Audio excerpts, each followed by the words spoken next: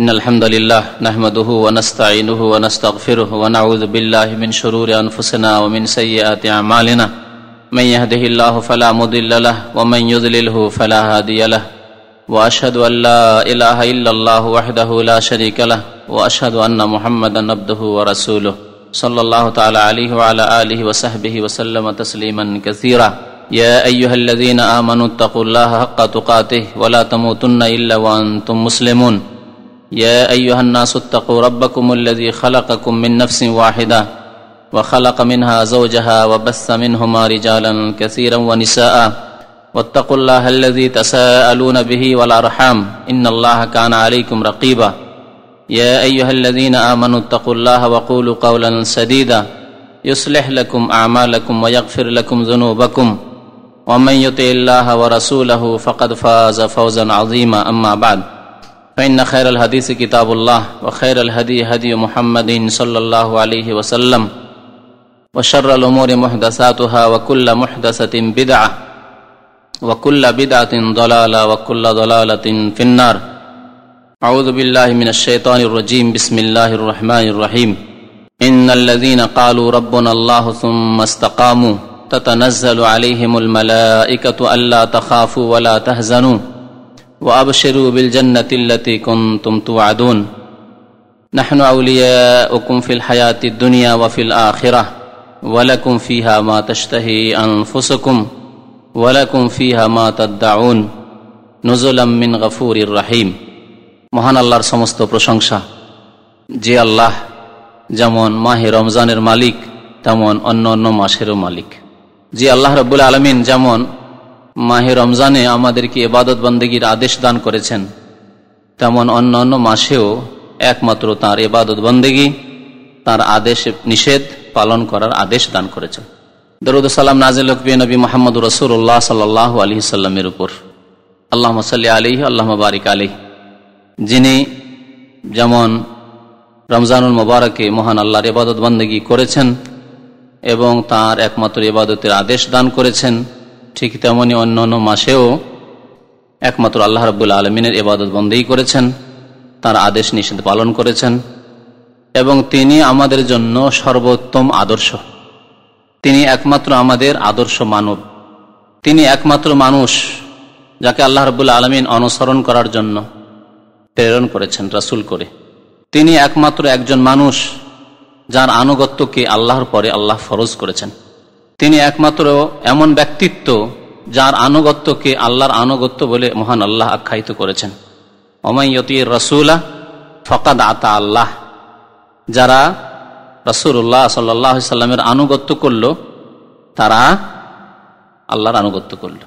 এই সম্মান, এই মর্যাদা দান করেছেন একমাত্র প্রিয় নবী মুহাম্মদ রাসূলুল্লাহ সাল্লাল্লাহু আলাইহি সাল্লামকে, যে রাসূলের আনুগত্য করলে আল্লাহরই আনুগত্য করা হয়, রাসূলের আদেশ নিষেধ পালন করলে আল্লাহর আদেশ নিষেধ পালন করা হয়, রাসূলের তরিকায় চললে আল্লাহ রাব্বুল আলামিনের ইবাদত বন্দেগী করা হয়। পক্ষান্তরে রাসূলের তরিকা ছেড়ে দিয়ে অন্য তরিকায় চললে আল্লাহ রাব্বুল আলামিন কখনো সন্তুষ্ট হবেন না, বরং দুনিয়া এবং আখিরাতে মানুষ ক্ষতিগ্রস্ত হবে। রমজানের পরে এ হচ্ছে মঙ্গলবারে প্রথম সাক্ষাৎ আপনাদের সাথে। আল্লাহ রাব্বুল আলামিন যেন আমাদের রমজানের ইবাদত বন্দেগী, সিয়াম, কিয়াম, কোরআন তেলাওয়াত আরো অন্যান্য ইবাদত, নফল ফরজ ইবাদত যেন কবুল করেন, বলুন আমিন। আল্লাহ রাব্বুল আলামিন আরো যেন আমাদেরকে অধিক নেক আমলের তৌফিক দান করেন, আমিন। এই রমজান মাসের পরে মানুষের যে অবস্থা, মুসলিম সমাজের যে অবস্থা, সেই অবস্থাকে লক্ষ্য রেখেই আজকের আলোচনা রাখব। কিরকম অবস্থা মানুষের বা মুসলিমদের, আর কেমন হওয়া উচিত আমাদের অবস্থা, মুসলিমদের অবস্থা মাহে রমজানের পরে কেমন হওয়া উচিত, কেমন হওয়ার প্রয়োজন, আমাদের কাছ থেকে আমাদের দ্বীন, আমাদের তাওহীদ, আমাদের কালেমা, আমাদের কিতাব, আমাদের শরীয়তি বিধান কি তলব করে এবং আমাদের অধিকাংশ মানুষের কি অবস্থা, এই নিয়ে আলোচনা করব।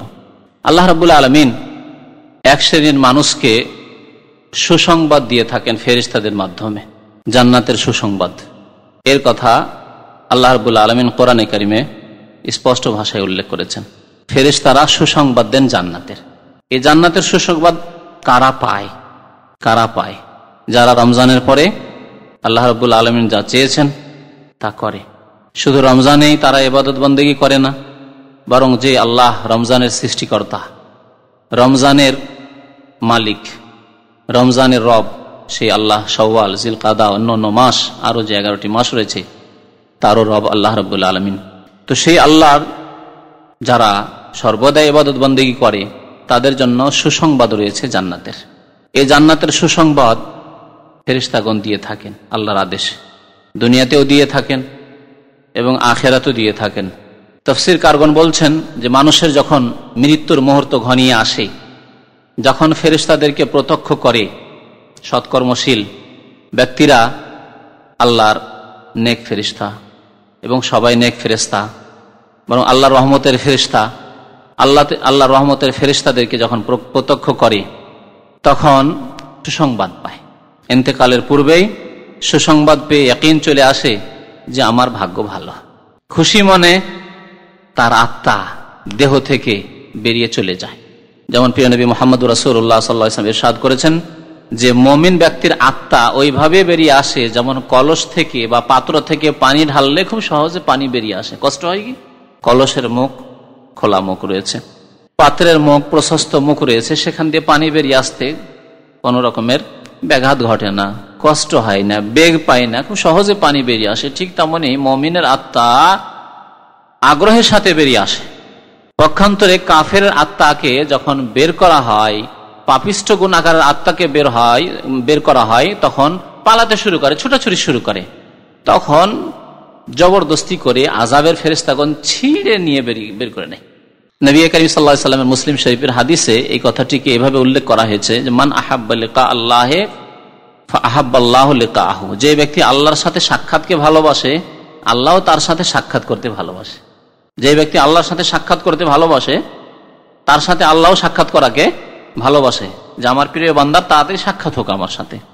ওমান কারিহা লিকা আল্লাহ, আর যে ব্যক্তি আল্লাহর সাথে সাক্ষাৎ করাকে অপছন্দ করে, ঘৃণা করে, না হোক দেখা, আল্লাহর সাথে দেখা করতে চায় না, ফাকাদ কারিহা আল্লাহু লিকাহ, তো আল্লাহ তার সাথে সাক্ষাৎ করাকে ঘৃণা করে। এই পাপিষ্ট, এই বদমাশ, এই দুষ্টর সাথে দেখা না হোক। এই হাদিস যখন প্রিয় নবী মুহাম্মদ সাল্লাল্লাহু আলাইহি ওয়াসাল্লাম ইরশাদ করলেন, তখন মা আয়েশা রাদিয়াল্লাহু তাআলা জিজ্ঞাসা, ইয়া রাসূলুল্লাহ কুল্লুনা নাকরাহুল মউত, এমন কি আছে মরতে চায়? তিনি বুঝেছেন যে আল্লাহর সাথে সাক্ষাতের অর্থ হচ্ছে মরণ, তাই না? তাহলে এমন তো দুনিয়াতে কেউ নেই যে মরতে চায়, সবাই তো বেঁচে থাকতে চায়, যে আরো কিছুদিন সময় বাড়ুক, আরো কিছুদিন বয়স পেয়ে যায়, আরো কিছুদিন স্ত্রীর সাথে থাকি, আরো কিছুদিন ছেলে মেয়েদের সাথে থাকি, আরো কিছুদিন আয় উপার্জন করি, আরো কিছুদিন, এমনকি যদি নেকির উদ্দেশ্য বা একবারে দিনের উদ্দেশ্য নিয়েও থাকেন, তারপরে আরো কিছুদিন নামাজ পড়ার সুযোগ পেয়ে যায়, আরো সামনে 2-4-10টি রমজান পেয়ে যায়, ইবাদত বন্দেগীর সুযোগ পেয়ে যায়, ইত্যাদি ইত্যাদি। তাহলে কুল্লুনা নাকরাহুল মউত, আমাদের কেউ তো মরতে চায় না, সবাই মওতকে অপছন্দ করে, ঘৃণা করে। এই জন্য সামনে হঠাৎ করে একটা গাড়ি আসছে, দিবে ধাক্কা, অ্যাক্সিডেন্ট হইলেন হয়তো, তখন আপ্রাণ চেষ্টা করে পালাতে চেষ্টা করেন, ঠিক কিনা? বাঁচার জন্য চেষ্টা করেন। আল্লাহ না করে যদি আগুন লেগে যায় তাহলে কি করবেন? যেইভাবে হোক না কেন নিজেকে বাঁচাবার চেষ্টা করবেন।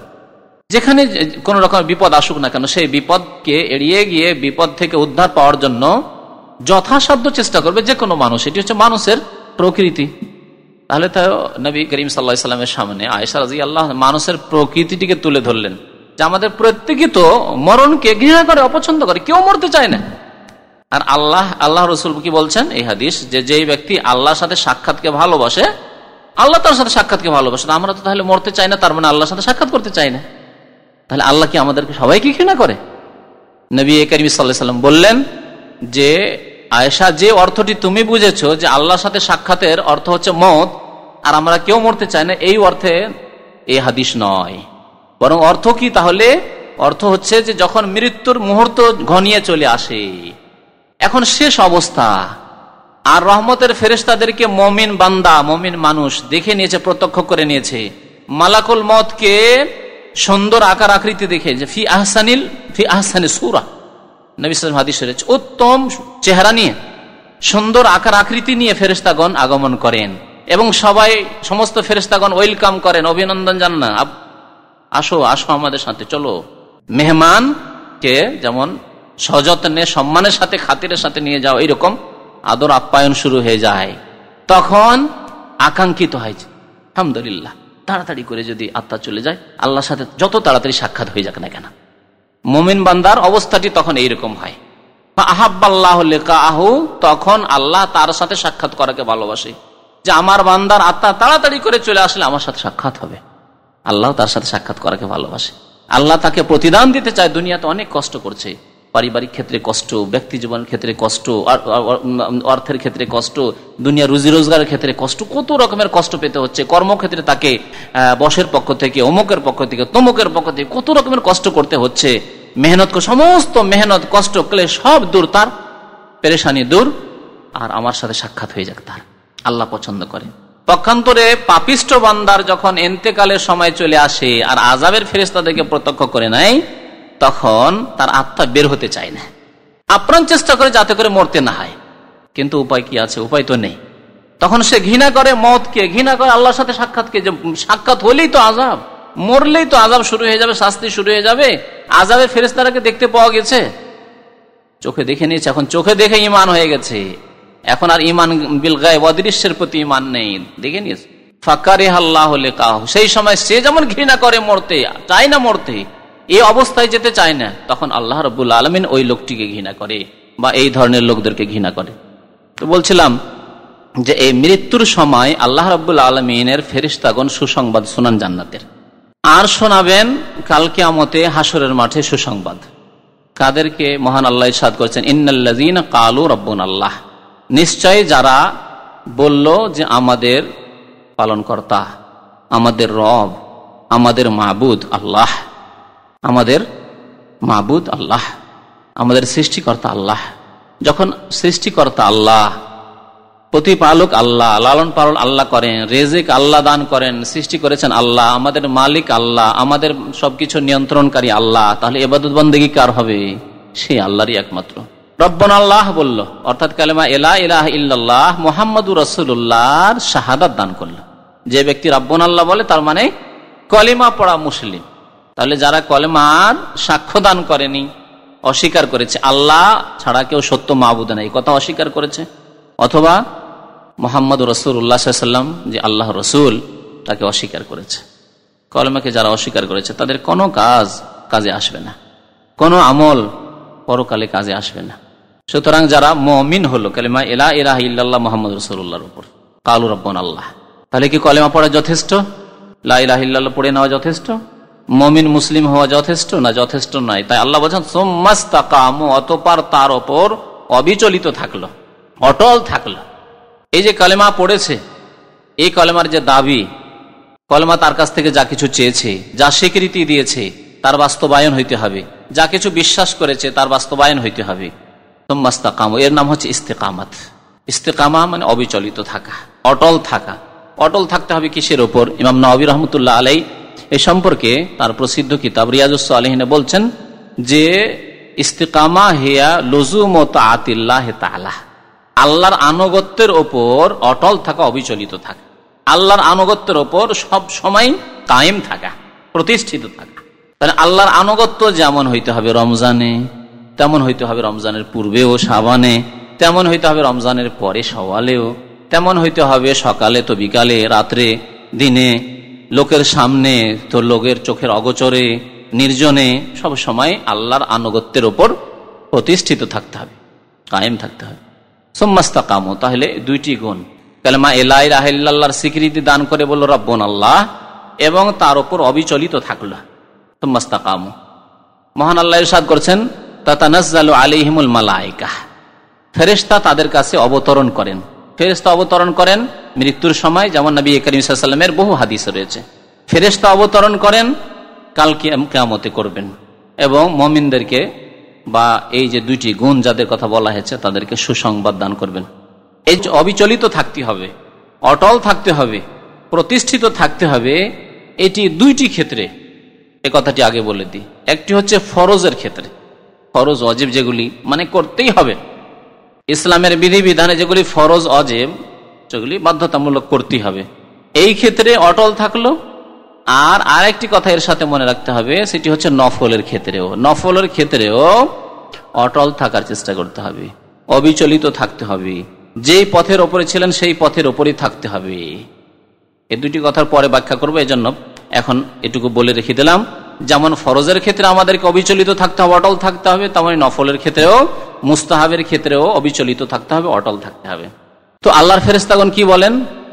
তাতানাজ্জালু আলাইহিল মালায়েকা আল্লা তাখাফু ওয়ালা তাহজানু। আল্লাহর ফেরেশতাগণ আসার পরে বলেন, তোমরা চিন্তিত হইও না আর ভীত হইও না।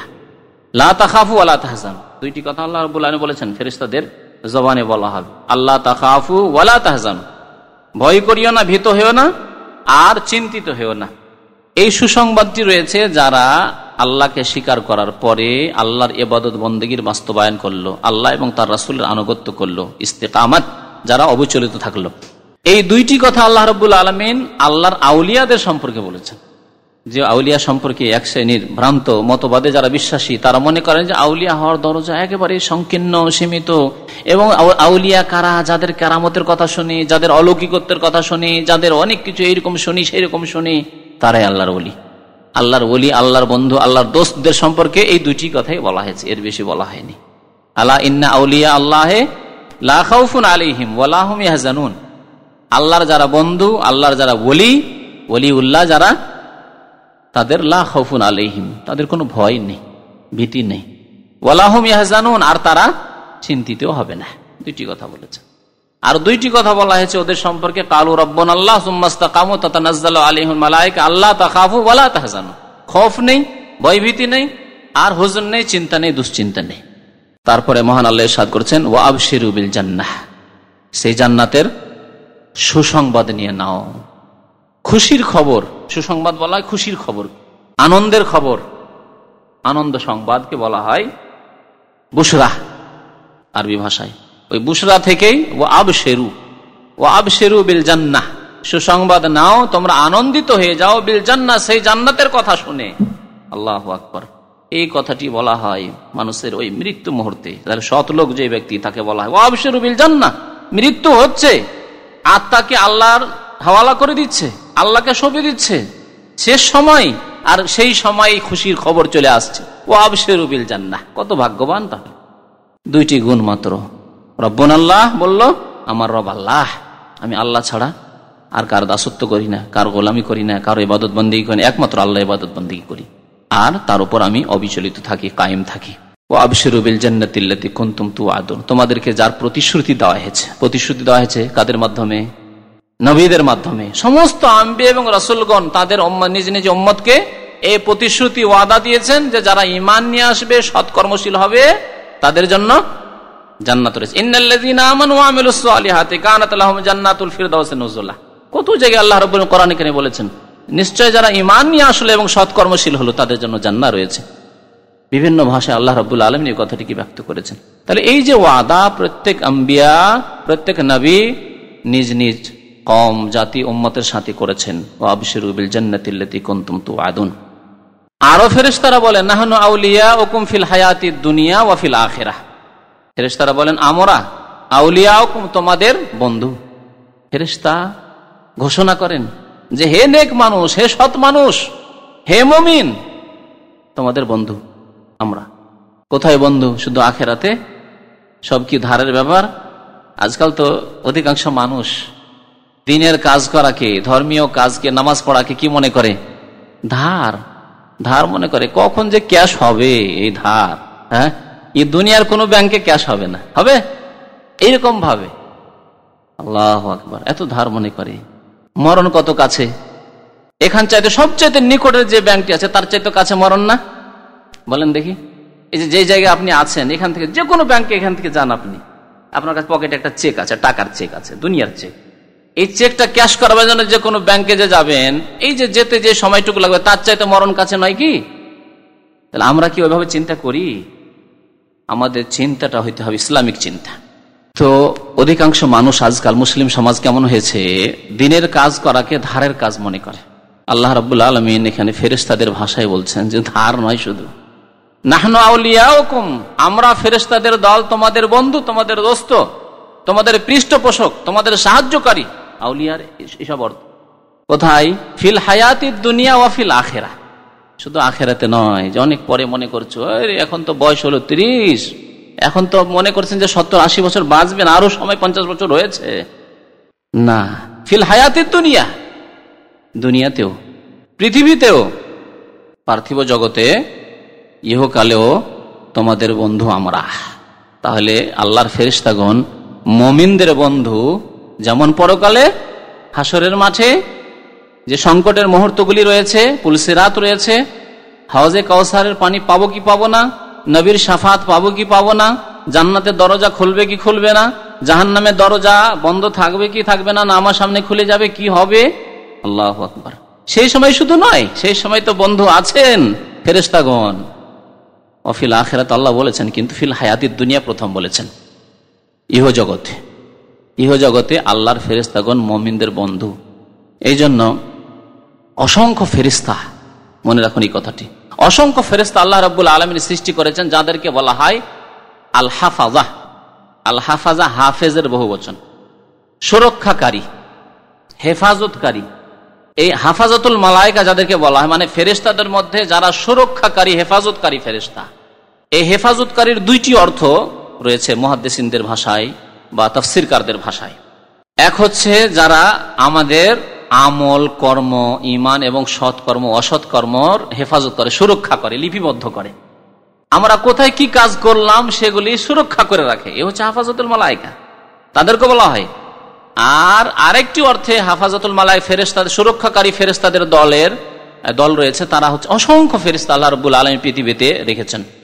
তারা হলেন মানুষের, মুমিন বান্দাদের হেফাজতকারী, সুরক্ষাকারী। মুমিন বান্দা রাস্তাঘাটে চলাফেরা করছে, মুমিন বান্দা গাড়ি চালাচ্ছে, মুমিন বান্দা কোথাও রাত্রে সফর করছে, মুমিন বান্দা কোথাও যাচ্ছে কোন গলি দিয়ে, যেই গলিতে হয়েছে দুষ্প্রকৃতির লোকেরা রয়েছে, সন্ত্রাসীরা রয়েছে, খুনি লোকেরা রয়েছে, ইত্যাদি ইত্যাদি। আল্লাহ রাব্বুল আলামিন তার মত লিখে রাখেননি, মতের সময় এখন আসেনি। এই মুমিন বান্দাকে যে বাঁচাতে হবে, মতের সময় যদি আল্লাহর ফয়সালা করা থাকে তাহলে সেটি আলাদা কথা। আল্লাহর নেক বান্দারাও শহীদ হয়েছেন জালেমদের হাতে, কাফিরদের হাতে, পাপিষ্ঠদের হাতে, অপরাধীদের হাতে। দেখুন ইতিহাস খুলে, ওমর রাদিয়াল্লাহু তাআলার ইতিহাস ফজরের নামাজে, ওসমান রাদিয়াল্লাহু তাআলার ইতিহাস, আলী রাদিয়াল্লাহু তাআলার ইতিহাস, হোসেনের ইতিহাস, হাসানের ইতিহাস, ওমর বিন আব্দুল আজিজের ইতিহাস। এজন্য বললাম যে যদি আল্লাহ রাব্বুল মত লিখে থাকেন তাহলে তো মত হবে। শাহাদাত যদি লিখে রাখে আল্লাহ রাব্বুল আলামিন, তাহলে ভাগ্যবান আপনি যে আপনি শহীদ হচ্ছেন। বাকি কথা হলো, যদি মুমিন বান্দার মত না থাকে অথবা বিপদ থেকে আল্লাহ রাব্বুল মুক্ত রাখার ইচ্ছা করেন, তাদের জন্য হাফাজাতুল মালায়েকা, সুরক্ষাকারী, হেফাজতকারী ফেরেশতা নিযুক্ত করে দেন, যে আমার বান্দা, ওই নেক বান্দা যাচ্ছে, তার হেফাজত করো। ভূমিকম্প হচ্ছে, অমুক বান্দার বাড়ি হেফাজত করো, হেফাজতুল মালায়েকা। ঘূর্ণিঝড় হচ্ছে, এই ফেরেশতারা আমার বান্দার বাড়ি ঘর হেফাজত করো। আল্লাহর ইচ্ছা, আল্লাহ রাব্বুল আলামিন ইচ্ছা করলে হেফাজত করবেন। এবং এইরকম অনেক ঘটনায় শোনা যায়, সেদিকে যাচ্ছে না, সেসব ঘটনা বা তার উদাহরণের দিকে। তো আল্লাহ রাব্বুল কি বলছেন, নাহনু আউলিয়াউকুম ফিল হায়াতিদ দুনিয়া ওয়া ফিল আখিরাহ। আল্লাহর ফেরেশতাগণ বলেন যে আমরা তোমাদের বন্ধু, হে মুসলিম, হে মুমিন, যাদের দুইটি গুণ রয়েছে, প্রথমে বলেছি, ইহ জগতে এবং ওয়াফিল আখিরাহ, পরজগতে। ওয়ালাকুম ফিহা মা তাশতাহি আনফুসুকুম, এবং তোমাদের জন্য তোমাদের যা মন চাইবে তাই রয়েছে জান্নাতে। জান্নাতে যা ইচ্ছা আল্লাহ তাই দেবেন, এই আয়াতে আল্লাহ ঘোষণা করেছেন। যা ইচ্ছা, যা কিছু আপনি এখন কল্পনায় নিয়ে আসতে পারেন, আর সেটা আপনি কাল কিয়ামতে জান্নাতে যাওয়ার পরে চাইবেন আল্লাহর কাছে, তা আল্লাহ দেবেন। ওয়ালাকুম ফিহা মা তাদউন, আর যা তোমরা তলব করবে, তোমাদের যা কিছুর আকাঙ্ক্ষা হবে, যা কিছু তুমি ডিমান্ড করবে, আল্লাহ রাব্বুল আলামিন তোমাকে পৌঁছাবেন। নুজুলাম মিন গাফুর রহিম, এই আতিথ্য হবে আল্লাহ রাব্বুল আলামিন, যিনি মার্জনাকারী, যিনি দয়াবান, রহিম, যিনি গাফুর, তার পক্ষ থেকে আতিথ্য হবে। তো আগে একটি কথা বলেছি যে অবিচলিত থাকতে হবে দিনের ওপর সর্বদাই, ফরজের ক্ষেত্রে আর নফলের ক্ষেত্রে। এখন এই দুইটি বিষয়কে নিয়ে আলোচনা আগে বাড়ানো যাক। প্রথম নেন ফরজের ক্ষেত্রে। ফরজ দুই প্রকার, আবার করা ফরজ আর না করা ফরজ, দুইটি ফরজ রয়েছে। হ্যাঁ, বুঝতে পারলেন না? কিছু কাজ রয়েছে করা ফরজ, আর কিছু কাজকর্ম রয়েছে যেগুলি না করা ফরজ। করা ফরজ যেমন 5 ওয়াক্ত নামাজ পড়া ফরজ, ঠিক না? যেটি হচ্ছে সবচাইতে বড় রোগ মুসলিম সমাজের আজকে, যে নামাজ নেই, মুসলিম কিন্তু নামাজ নেই, আর থাকলেও সাময়িক নামাজ, মৌসুমী নামাজ, রমজানি নামাজ থাকলেও 4 ওয়াক্ত নামাজ, 3 ওয়াক্ত নামাজ, ফজর পড়ি না, গাফিলতির সময় নামাজ পড়ি না। তাহলে নামাজ 5 ওয়াক্ত ফরজ, আল্লাহ 5 ওয়াক্ত নামাজ ফরজ করেছেন। আল্লাহ 4 ওয়াক্ত নামাজ কবুল করবেন না, 4 ওয়াক্ত নামাজ কবুল করবেন না, কারণ আল্লাহ 4 ওয়াক্ত ফরজ করেননি। আর আপনাকে আপনার হাতে ছেড়ে দেননি, আপনি যা কিছু পারলেন করলেন, যা কিছু পারলেন করলেন না, এরকম ছেড়ে দেওয়া হয়। ইবাদত মানে গোলামি, ইবাদত মানে দাসত্ব, গোলামি, আনুগত্য।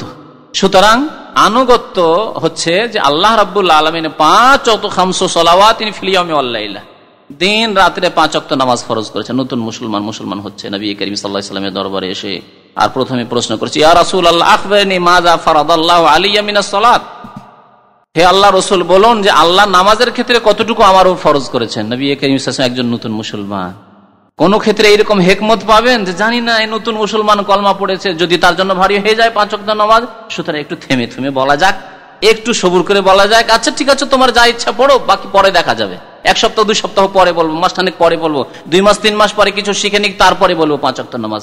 এই ফর্মুলা নবী করিম সাল্লাল্লাহু আলাইহি ওয়াসাল্লাম কি অবলম্বন করেছিলেন? এটি হেকমত নয়, এটি হচ্ছে ইসলাম থেকে বেরিয়ে যাওয়া। সেই জন্য নবী করিম সাল্লাল্লাহু আলাইহি ওয়াসাল্লাম সাথে সাথে বলছেন খামসু সালাওয়াতিন ফিল ইয়াউমি ওয়াল লাইলা, দিন রাত্রে 5 ওয়াক্ত নামাজ পড়তে হবে। আল্লাহ 5 ওয়াক্ত নামাজ ফরজ করেছেন। সবচাইতে বড় রোগ আজকে মুসলিম সমাজের হচ্ছে নামাজ না পড়া, এর চাইতে বড় রোগ মুসলিম সমাজে আর নেই।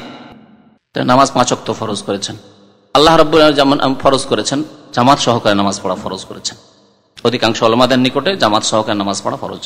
আল্লাহ রাব্বুল আলামিন যাকাত ফরজ করেছেন, এগুলি হচ্ছে ইতিবাচক ফরজ, যা করতে হবে ফরজ। আল্লাহ জীবনে একবার হজ ফরজ করেছেন, বছরকে বছর সৌদি আরবে হয়ে যায়, হজই করেনি, 5 বছর 7 বছর 10 বছর হয়ে যাচ্ছে, দুনিয়ার সবকিছুই করলেন, গাড়ি বাড়ি হাঁড়ি সব করলেন, কিন্তু নামাজ আপনি হজটা করলেন না। হজ করেছেন? আমাদের সমাজের সবচেয়ে বড় রোগ। আর এই রোগ কোথা থেকে সৃষ্টি হয়েছে জানি না, কোথা থেকে যে শিখেছে, ছোট হজ আর বড় হজ, ছোট হজ আর বড় হজ। ভাইদেরকে জিজ্ঞেস করলে, ভাই হজ করেছেন? বলে হুজুর ছোট হজ করেছি। ছোট হজ করে মুসলমান থাকবে, বড় হজ করবে না। সে করবে যখন পারবে তখন করবে, কারণ আমাদের দেশের বড় হজ মানে তো ওই বুড়া হইতে হবে, 60 বছর 70 বছর হইতে হবে, আর দাঁত ভেঙে পড়তে হবে, আর চাকরি করলে চাকরি শেষ করতে হবে, আর সুদ খেলে সুদ খাওয়া শেষ করতে হবে। এখন আর কি খাবো, এখন তো কবরে এক পা নেমেই গেছে, তখন হজ করতে হজ করতে এসে পাথর মারতেও পারে না, হজ করতে এসে ঠিক করে অফ করতে পারে না, হজ করতে এসে সাফা মারা সাই করতে পারে না, চলাফেরা করতে পারে না, ওই অবস্থায় হাজিরা হজ করতে আসে আমাদের দেশে। সুতরাং এই যুবক ভাইয়েরা যে সৌদি আরবে চাকরি বাকরি করার জন্য আসেন, আসার পরে হজের কথা চিন্তাই করেন, ওই ছোট হজ করতে থাকেন শুধু। ছোট হজ মানে উমরা, উমরাকে ছোট হজ বলো কোথাও নেই, কোনো হাদিসের কথা নেই যে ছোট হজ আর বড় হজ। সুতরাং হজ যখনই আল্লাহ সুযোগ দিয়েছেন হজ করতে হবে। পয়সা হয়ে গেছে মক্কা পৌঁছার, সৌদি আরব আসার পরে হজ ফরজ হয়ে গেছে, যেখান থেকে হোক দেশে থাকলেও হজ ফরজ হয়ে গেছে, হজের পয়সা হয়ে গেছে, পরিবারের খরচ দিয়ে গিয়ে মক্কা থেকে ফিরে আসতে পারবেন, হজ ফরজ হয়ে গেছে। তো আল্লাহ রাব্বুল আলামিন অনেক কাজ ফরজ করেছেন। মানুষের হকের ক্ষেত্রে যেসব আল্লাহ ফরজ করেছেন, মাতা পিতার সেবা, তাদের সাথে সদাচরণ ফরজ করেছেন, তাদের যতটা প্রয়োজন তাদের প্রয়োজন মিটানো আল্লাহ ফরজ করেছেন, প্রয়োজন মিটানো আল্লাহ ফরজ করেছেন, সবকিছু তাদেরকে দিয়ে দিতে হবে, যা উপার্জন করলে নাই, আল্লাহ ফরজ করেননি। আবার আল্লাহ ফরজ করেছেন এক কথাই, সেই জন্য বললাম যে তাদের যা প্রয়োজন এবং সেই প্রয়োজন আপনি যতটা মেটাতে পারেন সে প্রয়োজন মেটানো আল্লাহ ফরজ করেছেন। সদাচরণ আল্লাহ রাব্বুল এই জন্য ইহসান শব্দ ব্যবহার করেছেন, যে প্রয়োজন মেটানোর মাধ্যমে সদাচরণ হবে। প্রয়োজন কেমন? দৈহিক খেদমতের প্রয়োজন, কথার দ্বারা তার খেদমত করার প্রয়োজন, সদাচরণের প্রয়োজন, না অর্থের দ্বারা খেদমত করার প্রয়োজন, কোন ক্ষেত্রে প্রয়োজন রয়েছে, তার পাশে থাকা থেকে খেদমত করার প্রয়োজন। জিহাদ ফি সাবিলিল্লাহর মতো ফরজ কাজ করতে গেলেও মাতা পিতার অনুমতি না হলে জিহাদ করা যাবে না। তাহলে বিদেশে চাকরি করতে আসবেন, চলবে বিনা অনুমতিতে? না। বাবা বলছেন না, আমার কোনো অভাব নেই, তোমাকে আমার পাশে থাকতে হবে, যেতে দেবো না, থাকতে হবে তার কাছে। এগুলি ফরজ। আচ্ছা, আর একটি ফরজ কি বলেছিলাম? না বাচক ফরজ মানে কিছু কাজ রয়েছে, বহু কাজ রয়েছে যেগুলি করতে হবে না, না করা ফরজ। যেমন শিরক সম্পর্কে, শিরক থেকে শুরু করেন। শিরক করা সবচেয়ে বড় হারাম কাজ, সুতরাং শিরক না করা কি সবচেয়ে বড় ফরজ।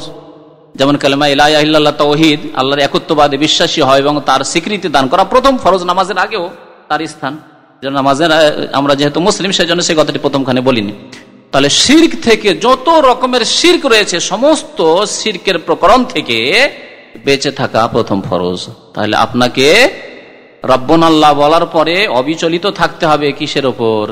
শিরক থেকে বেঁচে থাকার ক্ষেত্রে যত রকমের শিরক হতে পারে, অন্তরের শিরক, কথার শিরক, আমলের শিরক, বড় শিরক, ছোট শিরক, তাবিজের শিরক, কবচের শিরক, আল্লাহ ছাড়া অন্যের শপথের শিরক, লোক দেখানো শিরক, যত রকমের শিরক হতে পারে, সমস্ত রকমের শিরক থেকে বেঁচে থাকার ক্ষেত্রে কি করতে হবে? অটল থাকতে হবে। কালু রব্বুন আল্লাহ সুম্মা ইসতাকামু। তাহলে একজন মুমিন রমজান মাসের ইবাদত বন্দেগী করলো আর তারপরে আবার শিরক বিদআত করা শুরু করলো, তা চলবে না। তাবিজ বেঁধে নিল, আবার চলবে না। হারাম কাজ, আর অনেক হারাম কাজ রয়েছে। একটা বড় উদাহরণ দিলাম, নামাজ ত্যাগ করা কি হারাম কিনা? তা নামাজ ত্যাগ করা কে ত্যাগ করা ফরজ, ঠিক না? নামাজ ত্যাগ করাকে ছাড়া বা ত্যাগ করা কি ফরজ। সুতরাং নামাজ ছাড়া চলবে না, তার থেকে বেঁচে থাকবে, মানে বেনামাজি হওয়া থেকে বেঁচে থাকা ফরজ। বেনামাজি হওয়া থেকে বেঁচে থাকা ফরজ। যেমন বললেন মিথ্যা কথা বলা হারাম, তাহলে মিথ্যা থেকে বেঁচে থাকা কি ফরজ। জি, যে কোনো হারাম কাজ থেকে বেঁচে থাকা ফরজ। এখন আসুন, রমজান মাসে মাশাআল্লাহ রোজা রাখলেন, রোজার দিনে গীবত করলেন না, রোজা দুর্বল হয়ে যাবে, সেই জেনেছেন। গীবত করলেন না, কারো নিন্দা করলেন না, কুৎসা করলেন না, রোজার অবস্থায় মিথ্যা কথা বললেন না, রোজার দিনে হারাম খেলেন না। এমনকি আমাদের দেশের মানুষ এত এহতিয়াত সতর্কতা অবলম্বন করে, রোজা অবস্থায় ইফতারির দাওয়াত দিচ্ছে একটা হিন্দু কাফের। মুসলমান অনেক মুসলমান যারা হয়তো বেনামাজি, তার বাড়ি অনেক ইফতার করতে যায় না। আর অমুসলিম, আমাদের দেশে অমুসলিম যদি বলে যে তোমাকে ইফতারে আমি খাবার দেবো, না না না, আমার রোজা নষ্ট করতে যাবো নাকি? অমুসলিমের খাবার খেয়ে ইফতার করবো, রোজা নষ্ট করব, এরকম ধারণা আছে না অনেকের। তাহলে কত সতর্ক আপনি।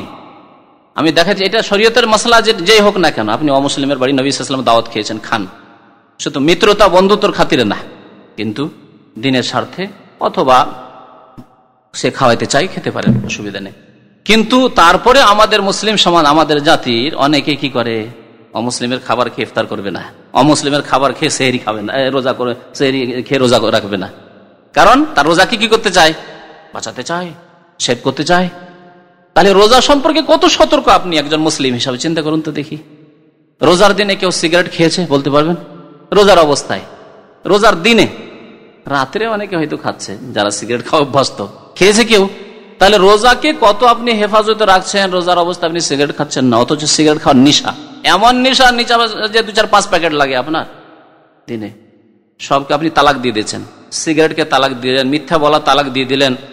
এমনকি আমাদের সমাজে কিছু লোকের আছে, অমুসলিমের দাওয়াতের খাবার তো খাবে না, অমুসলিম হোটেলের খাবার খাবে না, মিষ্টি রসগোল্লা খাবে না, জিলেপি খাবে না, কিছুই খাবে না, যেহেতু অমুসলিম তৈরি করে।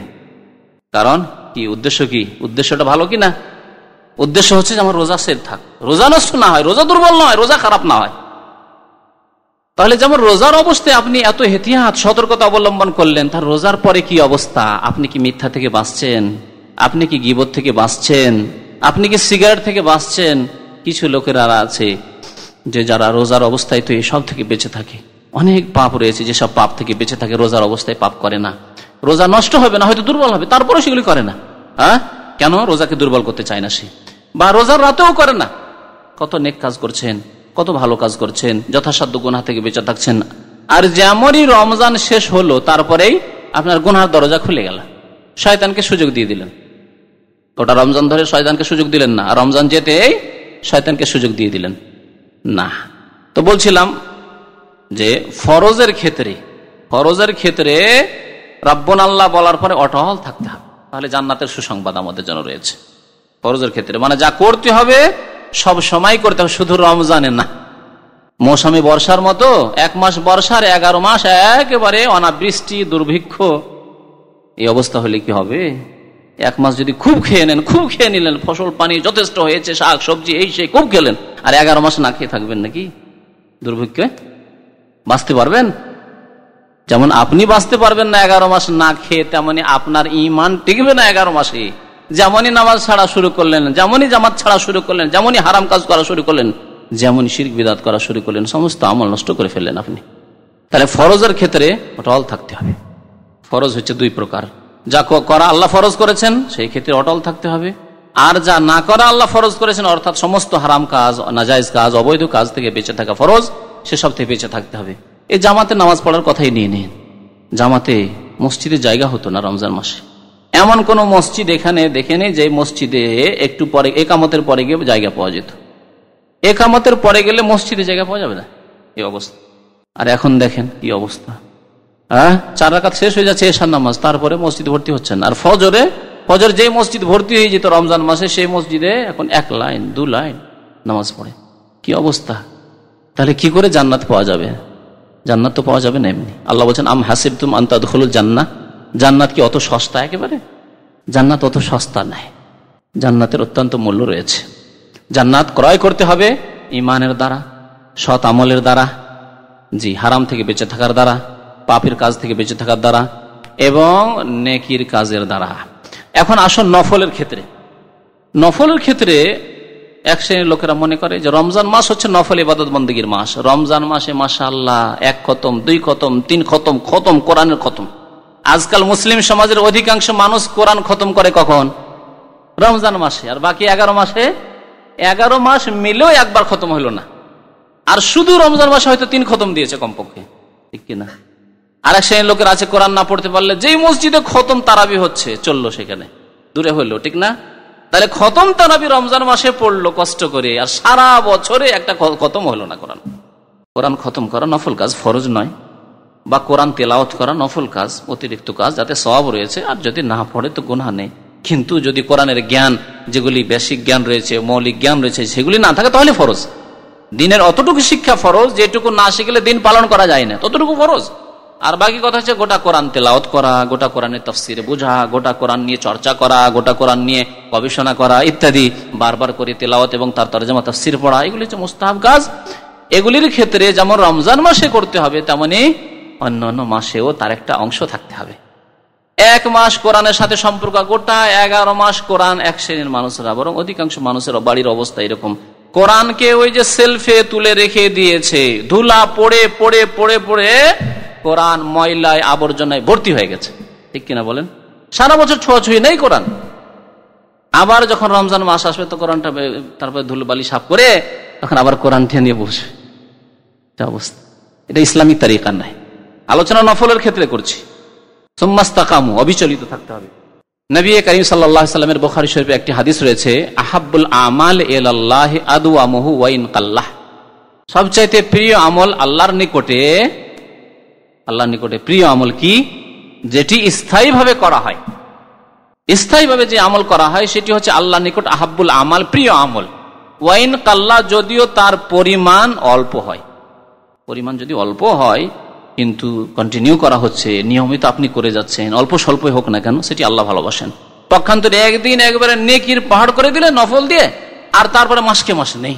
রমজান মাসে নেকি আর নেকি আর নেকি আর নেকি, 8 রাকাত তারাবি পড়ে মনে শান্তি হচ্ছেন না। কোন মসজিদে 20 আছে সেখানে 20 পড়বো, হইল 20। তারপরে আবার শেষ রাতে কোথায় কিয়ামুল লাইল হচ্ছে, সেখানেও কি কিয়ামুল লাইল মাশাআল্লাহ হাজির। আচ্ছা, এই মসজিদে তো তাড়াতাড়ি নামাজ শেষ হয়ে যাচ্ছে, চলো অমুক মহল্লার মসজিদে 1 ঘন্টা ধরে 1.5 ঘন্টা ধরে দোয়া হয় আর নামাজ হয়, ওখানে চলো। 20 মিনিট 25 মিনিট কোন তো লম্বা দোয়া হয়, সেখানে চলো। করছে না অনেকে? তাহলে রমজান মাসে তো মাশাআল্লাহ নেকি আর নেকি নেকি নেকি, কত মানে উদ্যম উদ্দীপনা নেকির জন্য। কিন্তু রমজান মাস সারা বছরে এই 30 দিন বাদ দিলে আরো কত দিন বাঁচে? 330 দিন। 330 দিনে মনে হয় 1 দিন 2 দিনও রাত্রে উঠে 2 রাকাত নামাজ পড়ার তৌফিক হয়নি। আমাদের অবস্থা এরকম কিনা বলুন তো দেখি? অধিকাংশ মানুষের অবস্থা এরকম। কেন? রমজান মাসে এত কিয়ামুল লাইল, এত তাহাজ্জুদ, আরে এত নামাজ। আর সারা বছরে যদি আপনাকে জিজ্ঞাসা করা, আচ্ছা ভালো করে বলুন তো দেখি, সারা বছর, গত বছরে 11 মাসে, এই রমজান থেকে আগের রমজান পর্যন্ত আপনি কয়দিন রাত্রে উঠে ভোর রাতে আল্লাহকে ডেকেছেন, একটু দোয়া করেছেন? কয় রাকাত নামাজ পড়েছেন আপনি ফজর আগে ভোর রাতে? বলুন তো দেখি। বলবেন যে 0, মনেই নেই, পড়েননি। আল্লাহু আকবার। এই অবস্থা থাকতে হবে একজন মুমিনের। যদি আপনি গুনাহগার নন, কিন্তু আপনার আল্লাহর সাথে সম্পর্ক কোথায়? 1 মাসের জন্য শুধু নফল ইবাদত না। নবী করিম সাল্লাল্লাহু আলাইহি সাল্লাম রমজান মাসে যেমন কিয়ামুল লাইল করতেন, অন্য মাসেও কিয়ামুল লাইল করতেন। মা আয়েশা রাদিয়াল্লাহু তাআলা আনহার হাদিস সুনান বুখারী শরীফে তিনি বলছেন, মা কানা ইয়াজিদু ফি রমাদানা ওয়ালা ফি গায়রিহি আলা 11 রাকাতান। রমজান মাসে হোক আর অন্য কোনো মাসে হোক, প্রিয় নবী মুহাম্মদ সাল্লাল্লাহু আলাইহি ওয়াসাল্লাম 11 রাকাতের বেশি পড়তেন না। সংখ্যার দিক দিয়ে তো 11, অনেকে আবার 11 শোনে, আরে মাত্র 11, আমরা তো 20 পড়ি। আরে 20 কেন পড়েন? ইমাম মালিকের যুগে তাবেঈনরা 41 পড়তেন, মানে 40 পড়ার পরে 1 রাকাত বেতর পড়তেন, বা 38 পড়ার পরে 3 রাকাত বেতর পড়তেন। তাও পড়েন না মাঝে মাঝে। আমার উদ্দেশ্য এই না যে শুধু আপনি 8 পড়বেন, নফল আপনাকে পড়তে কেউ নিষেধ করবে না, আর বিষয় শুধু সীমিত করিয়েন না। কিন্তু নবী করিম সাল্লাল্লাহু আলাইহি ওয়াসাল্লামের নামাজের পরিমাণ এবং কোয়ালিটি কেমন ছিল তা শোনেন। দুটি কথা মনে রাখবেন, সুন্নাত দুই ক্ষেত্রে মনে রাখতে হবে। নবী করিম সাল্লাল্লাহু আলাইহি ওয়াসাল্লাম যেমন পরিমাণের দিক দিয়ে 8 পড়তেন, কিন্তু কোয়ালিটির দিক দিয়ে কত সুন্দর, আমাদের মতো 3rd ক্লাসের নামাজ, হ্যাঁ, যে 8 রাকাত নামাজ পড়তে 20 মিনিটের মধ্যে শেষ, যারা 20 রাকাত পড়েন তাদেরও 25-30 মিনিটে শেষ। এরকম নামাজ কি? শুনুন কেমন। মা আয়েশা রাদিয়াল্লাহু বলছেন, ইউসাল্লি আরবান ফালা তাসআল আন হুসনিহিন্না ওয়া তুলিহিন্না। 4 রাকাত নামাজ পড়তেন নবী সাল্লাল্লাহু আলাইহি ওয়াসাল্লাম, এত সুন্দর করে পড়তেন আর এত লম্বা পড়তেন, তুমি জিজ্ঞাসাই করো না। সম্বোধন করে বলছেন তার বোনের ছেলেকে, যে জিজ্ঞাসাই করিও না যে তার হোসন মানে সৌন্দর্য কত হইতো সেই 4 রাকাত নামাজের, আর তুল মানে লম্বা কত হইতো সেই নামাজ। কোন ক্ষেত্রে আমরা বলি আরে আর জিজ্ঞাসা করি না, এই ব্যাপারে তুমি জিজ্ঞাসা করিও না। ভালোর ক্ষেত্রেও বলি আর খারাপের ক্ষেত্রে, মানে খুব খারাপ আর নাহলে খুব বেশি ভালো, এই ক্ষেত্রে নয় বলি যে আর জিজ্ঞাসাই করি না, ওর সম্পর্কে জিজ্ঞাসা করার কোনো প্রয়োজন নেই, ঠিক না? মা আয়েশা রাদিয়াল্লাহু তাআলা সেই ভঙ্গিমাতেই বলছেন যে জিজ্ঞাসাই করিও না তার লম্বা হওয়া সম্পর্কে এবং সৌন্দর্য সম্পর্কে, যে 4 রাকাত নামাজ কত লম্বা হইতো আর কত সুন্দর হইতো। এত লম্বা হতো, এত সুন্দর হতো যে মাত্র 8 রাকাত নামাজ পড়ে নবী করিম সাল্লাল্লাহু আলাইহি সাল্লামের 2 পা ফুলে যেত। হাত্তা তাওয়াররামাত কাদামাহু, 2 পা ফুলে যেত। কতক্ষণে 2 পা ফুলতে পারে আপনাদের সবাইকে অনুভব রয়েছে, 2-4 ঘন্টা নয় কমপক্ষে। তাওয়াররামাত কাদামাহ, তার পা ফুলে যেত। সাহাবারা জিজ্ঞেস, ইয়া রাসূলুল্লাহ, আপনি নিজেকে এত কষ্ট কেন দেন? ওয়াকাদ গাফারাল্লাহু লাকা মা তাকাদ্দামা মিন যামবিকা ওয়া মা তাআখারা, আপনার আগের পরের গুনাহ আল্লাহ মাফ হওয়ার ঘোষণা করে দিয়েছেন। সূরাতুল ফাতহা আল্লাহ ঘোষণা করেছেন কি, লিয়াগফিরা লাকাল্লাহু মা তাকাদ্দামা মিন যামবিকা ওয়া মা তাআখারা। হে নবী, তোমার আগের এবং পরের গুনাহ আল্লাহ মাফ হওয়ার ঘোষণাই করে দিয়েছেন। প্রথম কথা, প্রিয় নবী সাল্লাল্লাহু আলাইহি ওয়াসাল্লামের গুনাহ নেই। আর সাপোজ যদি ধরেন গুনাহ হয়, ধরে নেন 1 মিনিটের জন্য গুনাহ হয়, তো আল্লাহ কি করছেন? অগ্রিম ঘোষণা করে দিচ্ছেন মার্জনার। সাহাবা বলছে, ইয়া রাসূলুল্লাহ, প্রথম গুনাহ নেই আপনার, মাসুম, নবী মানে মাসুম, নিষ্পাপ, আর তারপরে যদি ভুল ত্রুটি হয়ে যায় ছোটখাটো, তো আল্লাহ রাব্বুল আলামিন আগে ঘোষণা করে ফেলেছেন, তারপরেও নিজেকে এত কষ্ট দেওয়া কেন? আপনি এই কষ্ট দিচ্ছেন নিজেকে। প্রিয় নবী সাল্লাল্লাহু আলাইহি ওয়াসাল্লাম কি উত্তর দিচ্ছেন? আফালা আকুনু আবদান শাকুরা, আমি কি আল্লাহর শুকরগুজার বান্দা হব না? আল্লাহ যখন আমার মাফ করে দিলেন, আমল করি আর না করি, ভালো করি আর মন্দ করি, সব মাফ আমার, তাহলে আমার কি করণীয়?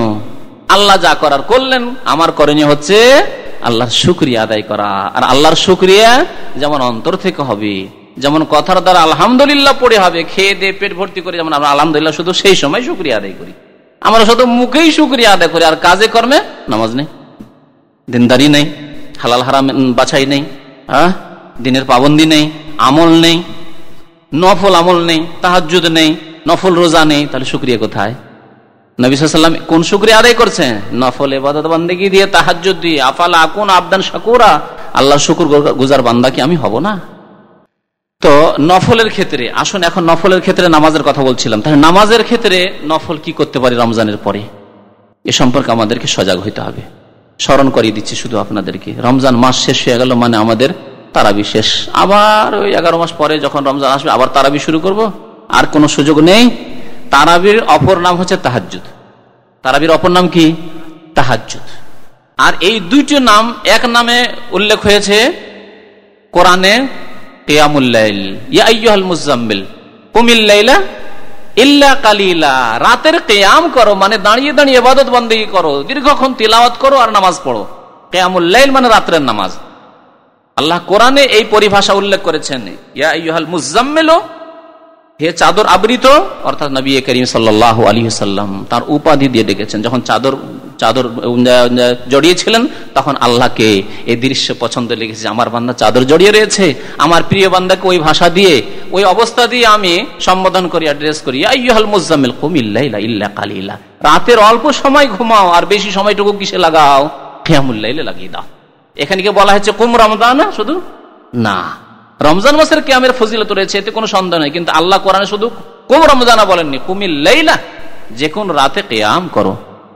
তাহলে কিয়ামুল লাইল যেমন তারাবির নাম, তেমনি কিয়ামুল লাইল কিসের নাম? তাহাজ্জুদের নাম। সুতরাং সারা বছর ধরে আমরা তাহাজ্জুদ পড়লাম না, এমনটা হইতে হবে না, তাহাজ্জুদ পড়তে হবে। যদি তাহাজ্জুদ না পড়তে পারে, আর কেন বা পারবো না, আজকে অধিকাংশ মুসলিম যারা নামাজি দিনদার পরেজগার মনে করি, তারাও তাহাজ্জুদের সাথে কোনো সম্পর্ক রাখেন না। অথচ শুনেন তাহাজ্জুদের কথা, তাহাজ্জুদ সম্পর্কে একটি বিষয় একদিনের আলোচনায় রয়েছে, বিস্তারিত শুনলে বিস্তারিত ক্যাসেট রয়েছে, কিন্তু আজকে শুধু একটি কথা বলছি।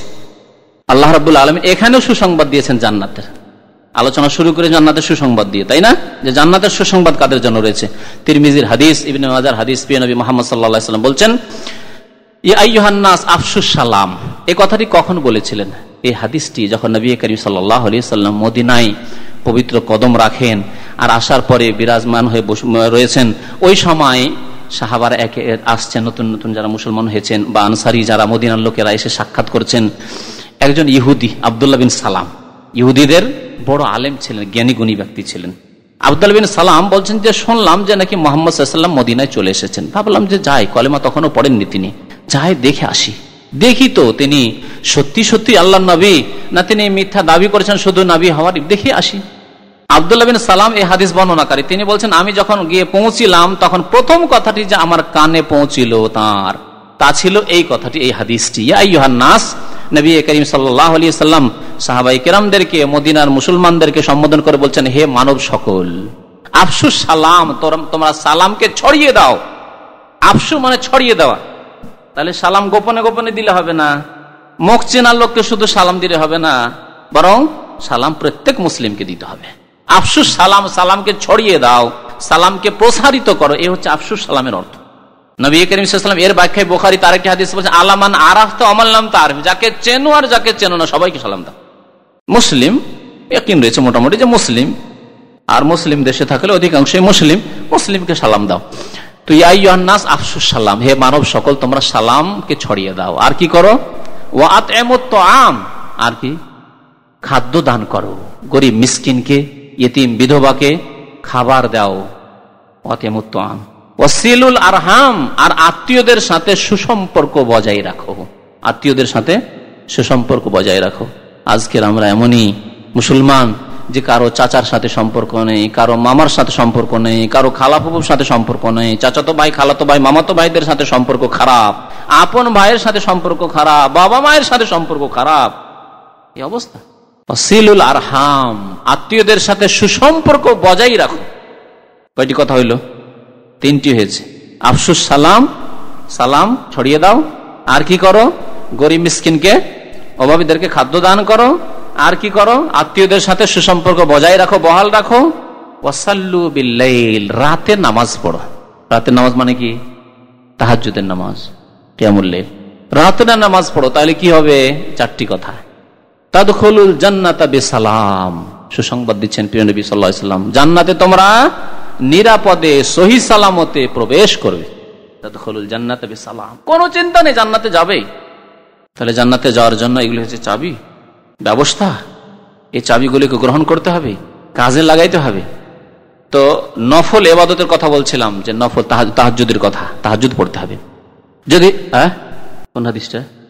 আব্দুল্লাহ বিন সালামের কথা, এটাই তো। আব্দুল্লাহ বিন সালাম রাদিয়াল্লাহু তাআলা বলছেন, পরে মুসলমান হলেন তিনি, তখন মুসলমান হননি। তিনি বললেন যে এই প্রথমে এই কথাটি শুনলাম, এই চারটি কথা আব্দুল্লাহ বিন সালাম, হাদিসটি শেষ হয়ে গেছে। তাদখুলুল জান্নাতা বিসালাম, তাহলে সহি সালামও জান্নাতে যেতে পারবে। বলছিলাম তাহাজ্জুদের কথা।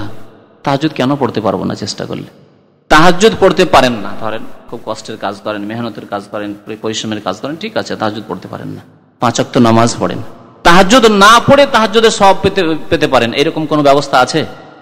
কি ব্যবস্থা আছে বলুন তো দেখি? এশার নামাজ জামাতে পড়ুন আর ফজর নামাজ জামাতে পড়ুন, তাহলে কি হবে? সারা রাত তাহাজ্জুদ পড়ার সওয়াব পাওয়া যাবে। শুনেন সুসংবাদ নবী করিম সাল্লাল্লাহু আলাইহি ওয়াসাল্লাম, কত সহজ দিন। কষ্ট, মেহনতের কাজ করেন সারাদিন, তাহাজ্জুদ পড়া সম্ভব না, রাত 3টা 2:30টায় উঠে সম্ভব নয়। এশার নামাজ জামাতে পড়ে চলে আসলেন, ফজর নামাজ নিয়ত রাখেন, জামাত ব্যবস্থা রাখেন, অ্যালার্মের মাধ্যমে হোক, বন্ধু বান্ধব যারা নামাজি তাদেরকে বলে রেখে হোক, যেইভাবে হোক না কেন আপনি ফজরটা জামাত সহকারে পড়েন, তাহলে কি হলো? শুধু তাহাজ্জুদ নয়, আধা ঘন্টা 1 ঘন্টার তাহাজ্জুদের নেকি পেলেন না, সারা রাত তাহাজ্জুদ পড়ার নেকি পেলেন। এশার নামাজ জামাতে পড়লে, শুধু এশার নামাজ জামাতে পড়লেন, তার মানে এই না যে ফজর পড়বেন না, কিন্তু শুধু এশা পড়েই কতটা নেকি পাওয়া যাবে চিন্তা করুন তো। অর্ধেক রাত তাহাজ্জুদ পড়ার সওয়াব পেয়ে গেলেন আপনি। নবী করিম সাল্লাল্লাহু আলাইহি ওয়াসাল্লামের হাদিস। কত সহজ পথ, দিনের পথ। আপনি তাহাজ্জুদ পড়তে পারেন না, কিন্তু জামাতের পাবন্দি করেন। জামাতে নামাজ পড়লে কত গুণ হবে? 27 গুণ হবে। আমরা দুনিয়ার ক্ষেত্রে আপনি যদি বেতন পাচ্ছেন কোন জায়গায় 500 টাকা, আর আরেক জায়গায় শুনেছেন 800 টাকা বেতন পাওয়া যাবে, আর যদি সুযোগ থাকে রিলিজের, তো কি ছাড়বেন? 300 টাকা ডবলও হয়নি, 500 থেকে 300 হয়েছে, আর 300 বেড়েছে, 800 হয়েছে, 600 700 হলেও ছাড়বেন না। আপনি ছাড়বেন কি? আর যদি 1000 ডবল হয়ে যায়, 500 জায়গায় 1000 পাচ্ছেন, ছাড়বেন? আর মালিক যদি চায় আপনার কাছে 5000 রিয়াল নেব, তারপরে তোমাকে রিলিজ দেবো, তারপরে কি রিলিজ নিতে ছাড়বেন? বলেন না যে আপনারা বলছেন না, ছাড়বেন না, রিলিজ নেবেন। আরে 5000 টাকা উঠে যাবে, 5 মাসে 6 মাসে উঠে যাবে, তারপরে তো আমার ঠিক থাকবে। 1000 বেতন কোথায় 500 টাকার, কোথায় 1000 টাকা বেতন? চিন্তা করতে পেরেছেন? আচ্ছা, 1 গুণ পাচ্ছেন একা নামাজ পড়ে, আর জামাতে নামাজ পড়ে 27 গুণ। 27 গুণ, 500 কে 27 গুণ দেন তো কত টাকা হয় বেতন আপনার? তাহলে দুনিয়ার ক্ষেত্রে আমরা কত তৎপর, আর দিনের ক্ষেত্রে, আখেরাত বলছি না শুধু, কারণ দিন পালন করলে দুনিয়াও পাওয়া যাবে, আখেরাতও পাওয়া যাবে। সুতরাং দিনের ক্ষেত্রে, ধর্মের ক্ষেত্রে কত অনীহা আমাদের, যে জামাতে নামাজ না পড়ে ওই বাসায় নামাজ পড়েন এক শ্রেণীর লোকেরা। বলছিলাম রাতের নামাজের কথা। রাতের নামাজ যদি বেশি না পড়তে পারেন, 2 রাকাত নামাজ পড়েন উঠে। রাত্রেও পারলেন না নামাজ পড়তে, তো বললাম এশা আর ফজর পড়েন। আর আরেকটি নামাজের কথা বলছি। নবী করিম সাল্লাল্লাহু আলাইহি ওয়াসাল্লাম বলেছেন, যারা তাহাজ্জুদ না পড়তে পারবে, এই তাহাজ্জুদের নেকিটা কালেক্ট করার জন্য, এই নেকি আমি হাসিল করব। কোথা থেকে হাসিল করবেন? দিনে নামাজ পড়ে হাসিল করা যাবে। নফল নামাজ। কি নামাজ? সালাতুদ দুহা। সালাতুদ দুহা, চাষতের নামাজ। নবী করিম সাল্লাল্লাহু আলাইহি ওয়াসাল্লাম বলছেন যে যেই ব্যক্তি রাত্রের নামাজ পড়তে, হয়তো তাহাজ্জুদ পড়ার অভ্যাস আছে, তার তাহাজ্জুদ ছুটে গেল, ঘুম ভাঙলো না, ফজর হয়ে গেল, তাহলে সাল্লা মিনান নাহারে সিনতাই আশরাতা রাকাতান, সেই ব্যক্তি দিনে জোহরের আগে আগে, অন্য হাদিস রয়েছে কাবলা জোহরে, জোহরের আগে আগেই 12 রাকাত নামাজ পড়ে নেবে। তাহলে কি হবে? ওই যে রাত্রের ঘাটতি হয়ে গেছে, তাহাজ্জুদ পড়তে পারেননি, ও ঘাটতি পূরণ হয়ে গেল সকালবেলা। আরো এই ক্ষেত্রে হাদিস শুনিয়ে দিচ্ছি। 12 এই জন্য বলা হয়েছে যে রাত্রে আপনার 11 ছুটে গেছে, আর বেজোড় করে আর দিনে পড়া যাবে, তো 11কে 12 করে নেন। আরো শোনেন, আবু হুরায়রা রাদিয়াল্লাহু তাআলা একটু দুর্বল মানুষ ছিলেন, স্বাস্থ্যের দিক দিয়ে দুর্বল মানুষ ছিলেন। স্বাস্থ্যের দিক দিয়ে দুর্বল মানুষ সাধারণত রাত জাগা মুশকিল। হ্যাঁ, রাত জাগলে দিনে বেকার হয়ে যাবে, দিনে কিছু করতে পারবে না, ঠিক না? তো আবু হুরায়রা রাদিয়াল্লাহু তাআলা আনহুকে নবী করিম সাল্লাল্লাহু আলাইহি ওয়াসাল্লাম কয়েকটি ওসিয়ত করেছেন, তার মধ্যে একটি ওসিয়ত ছিল যে তুমি বেতর পড়ে শুয়ে যাবে। তাহলে বেতর পড়ে শুয়ে যাওয়া মানে তাহাজ্জুদ তিনি পড়তে পারছেন না, ঠিক না? এই জন্য তাকে বললেন যে তুমি সালাতুদ দুহা পড়বে, চাষতের নামাজ পড়বে সকালবেলা, সকাল 8টা 9টা 10টা 10:30টার আগে আগেই চাষতের নামাজ পড়বে। চাষতের নামাজ 2, 4, 6, 8 পর্যন্ত নবী করিম সাল্লাল্লাহু আলাইহি ওয়াসাল্লাম পড়েছেন। উনি পড়েন, 4 রাকাত পড়েন, 6 রাকাত পড়েন, 8 রাকাত পড়েন, এই নামাজটুকু পড়ে নেন। তাহলে কি হবে? আবু হুরায়রা রাদিয়াল্লাহু তাআলা আনহুকে নবী করিম সাল্লাল্লাহু আলাইহি ওয়াসাল্লাম এই পদ্ধতি শিখিয়ে দিয়েছিলেন। তুমি রাত্রে তো বেতর পড়ে নিচ্ছ, তাহাজ্জুদ পড়তে পারো না, কমজোর মানুষ, তো দিনে ওই চাষতের নামাজ পড়লে ওই নেকিটা হাসিল হয়ে যাবে। দিনে পড়েন। অনেকে ফ্রি রয়েছেন সকালবেলা, ডিউটি নেই হয়তো সকালবেলা, বা ডিউটি থাকলে হয়তো এমন হালকা ডিউটি রয়েছে যে আপনি ওযু করে নামাজ পড়তে পারবেন, তাতে বাধাও নেই, হয়তো স্বাধীনভাবে নিজের অফিসে কাজ করছেন আপনি, সেখানে নামাজ পড়তে পারেন, অনুমতি রয়েছে, তাহলে অসুবিধা নেই। অনুমতি না থাকলে হ্যাঁ চলবে না, তাহলে কারণ নফল আর আরেকদিকে ডিউটি করা আপনার ফরজ। সুতরাং ডিউটিকে বাদ দিয়ে আপনি নফল চাষতের নামাজ পড়বেন, তা চলবে না। কিন্তু রোজার ক্ষেত্রে এখন আসুন কিছু কথা বলি। নফল ইবাদতের কথা বলছি, যে নফল ইবাদতের ক্ষেত্রে অবিচলিত থাকতে হবে। রোজার ক্ষেত্রে রমজান মাসের রোজা শেষ হয়ে গেল, তার মানে কি আমাদের রোজা শেষ হয়ে গেল না? আরো রোজা রাখার সুযোগ সুবিধা আছে। আছে, কি আছে? প্রথম শাওয়াল মাস আসলেই নবী করিম সাল্লাল্লাহু আলাইহি ওয়াসাল্লাম ইরশাদ করেছেন শাওয়াল মাসের 6 রোজার কথা। শাওয়াল মাসের 6টি রোজার কথা প্রিয় নবী মুহাম্মদ সাল্লাল্লাহু আলাইহি ওয়াসাল্লাম ইরশাদ করেছেন, মান সামা রমাদানা ওয়া আতবাহু সিত্তাম মিন শাওয়াল কানা কাসিয়ামিদ দাহর। যে ব্যক্তি রমজান মাসে রোজা রাখলো, তারপরে কি করলো? ও আতবাহু মানে তারপরে, সিত্তাম মিন শাওয়াল, শাওয়াল মাসের 6 রোজা রাখলো, শাওয়াল মাসের 6টি রোজা রাখলো, তাহলে তার কি ফজিলত, কি পাবে সে আল্লাহর কাছে? সারা বছর রোজা রাখা। নবী সাল্লাল্লাহু আলাইহি ওয়াসাল্লাম কি বলেছেন? সিয়ামুদ দাহর, মানে সারা জীবন রোজা। এই সারা জীবনের অর্থ কি? সারা জীবনের অর্থ মানে প্রত্যেক বছরে রমজান মাসে রোজা রাখলো, এবং রমজান মাসের সাথে সাথে শাওয়াল মাসের 6টি রোজা, প্রত্যেক বছরে তার এই নিয়ম। মানে বছরে কতটি রোজা রাখলো? তাহলে 36টি রোজা রাখলো। তাহলে 36টি রোজা বছরে যদি রাখে, তাহলে আল্লাহ কি দেবেন? সারা বছরের নেকি দেবেন। কেন? কারণ আল্লাহ ঘোষণা করেছেন মানজা আবিল হাসানাতে ফালাহু আশারু আমসালিহা, যে ব্যক্তি নেকি করলো তাকে আল্লাহ কমের পক্ষে কত দেবেন? 10 গুণ দেবেন। 10 গুণ দেবেন। তাহলে 36 10-এ কত হয়ে যাবে? 360। তাহলে 36টি রোজা রেখে 360টি রোজার নেকি পেয়ে গেলেন। আবার আগামী রমজান আসলো, রমজান মাসে রোজা রাখলেন, আবার 6টি সওয়ালের রোজা রাখলেন, আবার 36 হয়ে গেল, সারা বছর রোজা হয়ে গেল। এইভাবে প্রত্যেক বছর যদি আপনি রমজানের রোজা রাখার পরে সওয়ালে 6টি রোজা রাখেন, তাহলে সারা জীবন রোজা রাখার সওয়াব হয়ে গেল। সারা জীবন খেয়ে থাকলেন, রোজা রাখলেন না, কিন্তু সারা জীবনের রোজার সওয়াব আল্লাহর কাছে পেয়ে গেলেন। আমল নামায় রয়েছে 360 রোজা, আর রাখার ক্ষেত্রে মাত্র 36টি রোজা রেখেছে। 36-এর উপরে একটা শূন্য বেড়ে গেল, আর ডান দিকে একটা শূন্য বেড়ে যাওয়া মানে তো বুঝতে পারছেন, তাই না? হ্যাঁ, এটা আর বাম দিকের শূন্য নয় যে কোনো কাজে লাগবে না, ডান দিকের শূন্য, 360 হয়ে গেল। তো এই একটি করণীয় রয়েছে যা শাওয়াল মাসেই করতে হবে। যদি কাজা থাকে তাহলে কি করতে হবে? রমজান মাসে সফরে ছিলেন, রমজান মাসে অসুস্থ ছিলেন, সেই রোজাগুলি থেকে গেছে, তাহলে কি করতে হবে? এই ক্ষেত্রে কাজাগুলি আগে করে নিতে হবে। কারণ নবী সাল্লাল্লাহু আলাইহি ওয়াসাল্লামের হাদিসে কি বলেছে? মান সামা রমাদান, যে রমজানের রোজা রাখলো আর তারপরে 6 রোজা রাখলো, সুতরাং আগে কাজা আর তারপরে 6 রোজা রাখতে হবে। এটি হচ্ছে শরীয়তি তরিকা। জি, এক রোজার জন্য কাজা, একটি রোজা, এক রোজার জন্য একটি রোজা কাজা, এর জন্য কোনো কাফারা নেই। তবে একটি বড় গুনাহ শুধু রমজান মাসে যদি কেউ সহবাস করে তাহলে তার জন্য কাফারা রয়েছে। আর সে তো ওজরে ছেড়েছে, মানে একজন মুসলিম ওজর ছাড়া রোজা ছাড়বে না, হয় সফর অথবা রোগ অসুস্থতা, এই দুইটির একটি কারণে হয়তো রোজা ছেড়েছে, এছাড়া কোনো শরীয়তি কারণ নেই যে রোজা ছাড়বে। সেহরি খেতে পায়নি, রোজা ছেড়ে দিয়েছে, আর একটি রোজা দিয়েছে, ঘাটতি পূরণ করবে না। নবী করিম সাল্লাল্লাহু আলাইহি ওয়াসাল্লাম এই ক্ষেত্রে বলেছেন যদি কেউ বিনা কারণে, শরীয়তের এই দুইটি কারণ সফর আর রোগ, এছাড়া যদি বিনা কারণে রোজা ছাড়ে, সেহরি খেতে পারে না, রোজা ছেড়ে দিল, খুব পিপাসা লেগেছে রোজা ছেড়ে দিল, আজকে বেশি মেহনতের কাজ করেছি সেজন্য রোজা ছেড়ে দিলাম, তাহলে লাম ইয়াকযহি সিয়ামুদ দাহর, সারা জীবন রোজা রেখেও একটি রোজার ঘাটতি পূরণ করতে পারবে না। একটি রোজা ছেড়ে দিয়েছে, সেই রোজার সারা জীবন রোজা রেখে ঘাটতি পূরণ হবে না। কারণ রমজানুল মুবারকের রোজা অন্য কোনো মাসে আপনি বছরকে বছর সারা জীবন রোজা রেখেও ঘাটতি পূরণ হবে না এবং মাফ হবে না তওবা ছাড়া। একটি পথ রয়েছে, আল্লাহর কাছে তওবা করতে হবে। তো এই ছিল এক নফল রোজা। এই রোজা যখন শেষ হয়ে গেল, আরো সারা বছর রোজার নেকির পথ রয়েছে, খুব সহজ, কিন্তু আমরা আসলে আমল করি না। বিশেষ করে এই ছোট দিনগুলিতে রোজা রাখা খুব সহজ, আর এই নেকি হাসিল করা খুব সহজ, কিন্তু আমরা অনেকেই করি না। নবী করিম সাল্লাল্লাহু আলাইহি সাল্লাম রোজা রাখতেন প্রত্যেক মাসে 3টি রোজা। হ্যাঁ, কোন তারিখে? আরবি মাসের, ইসলামিক মাসের চাঁদের মাসের, যেটি চাঁদের মাস সেটি আরবি মাস, আর সেটি ইসলামিক মাস। ইসলামিক মাস বললেই আল্লাহ রাব্বুল আলামিন যে মাসের কথা কোরআনে উল্লেখ করেছেন, সূরা তওবাতে আল্লাহ বলেছেন 12 মাস, তার মধ্যে চারটি হারাম মাস। তো সেই মাসগুলি হচ্ছে মুহররম থেকে আরম্ভ হয়ে জিলহজ মাসে শেষ। এই মাসগুলির কথাই আল্লাহ রাব্বুল আলামিন চাঁদের মাস, ইয়াসআলুনাকা আনিল আহিল্লাহ, চাঁদ সম্পর্কে তোমাকে জিজ্ঞেস করে। আল্লাহ চাঁদ সম্পর্কে প্রশ্ন হয়েছিল নবী সাল্লাল্লাহু আলাইহি ওয়াসাল্লামকে, কাফেররা জিজ্ঞেস করেছিল যে চাঁদের বা কি ফায়দা, আল্লাহ চাঁদ কেন সৃষ্টি করলেন? আল্লাহ জবাব দিলেন কুল হিয়া মাওয়াকিতু লিন-নাস ওয়াল হজ, মানুষের সময়কাল জানার জন্য ব্যবস্থা এই চাঁদ। চাঁদের মাধ্যমে মাস জানা যাবে, সময়কাল বোঝা যাবে, কোন সময় চলছে, কোন কাল চলছে, কোন মাস চলছে। ওয়াল হজ, আর হজের সময় জানা যাবে। যদি চাঁদের মাস না তাহলে কেমন করে জানতো যে কখন হজের সময় এসছে? তো এই চাঁদের মাস হচ্ছে ইসলামিক মাস, আর ইসলামিক মাস যেটি আরবিতে মুহররম থেকে শুরু হয়ে জিলহজ মাস।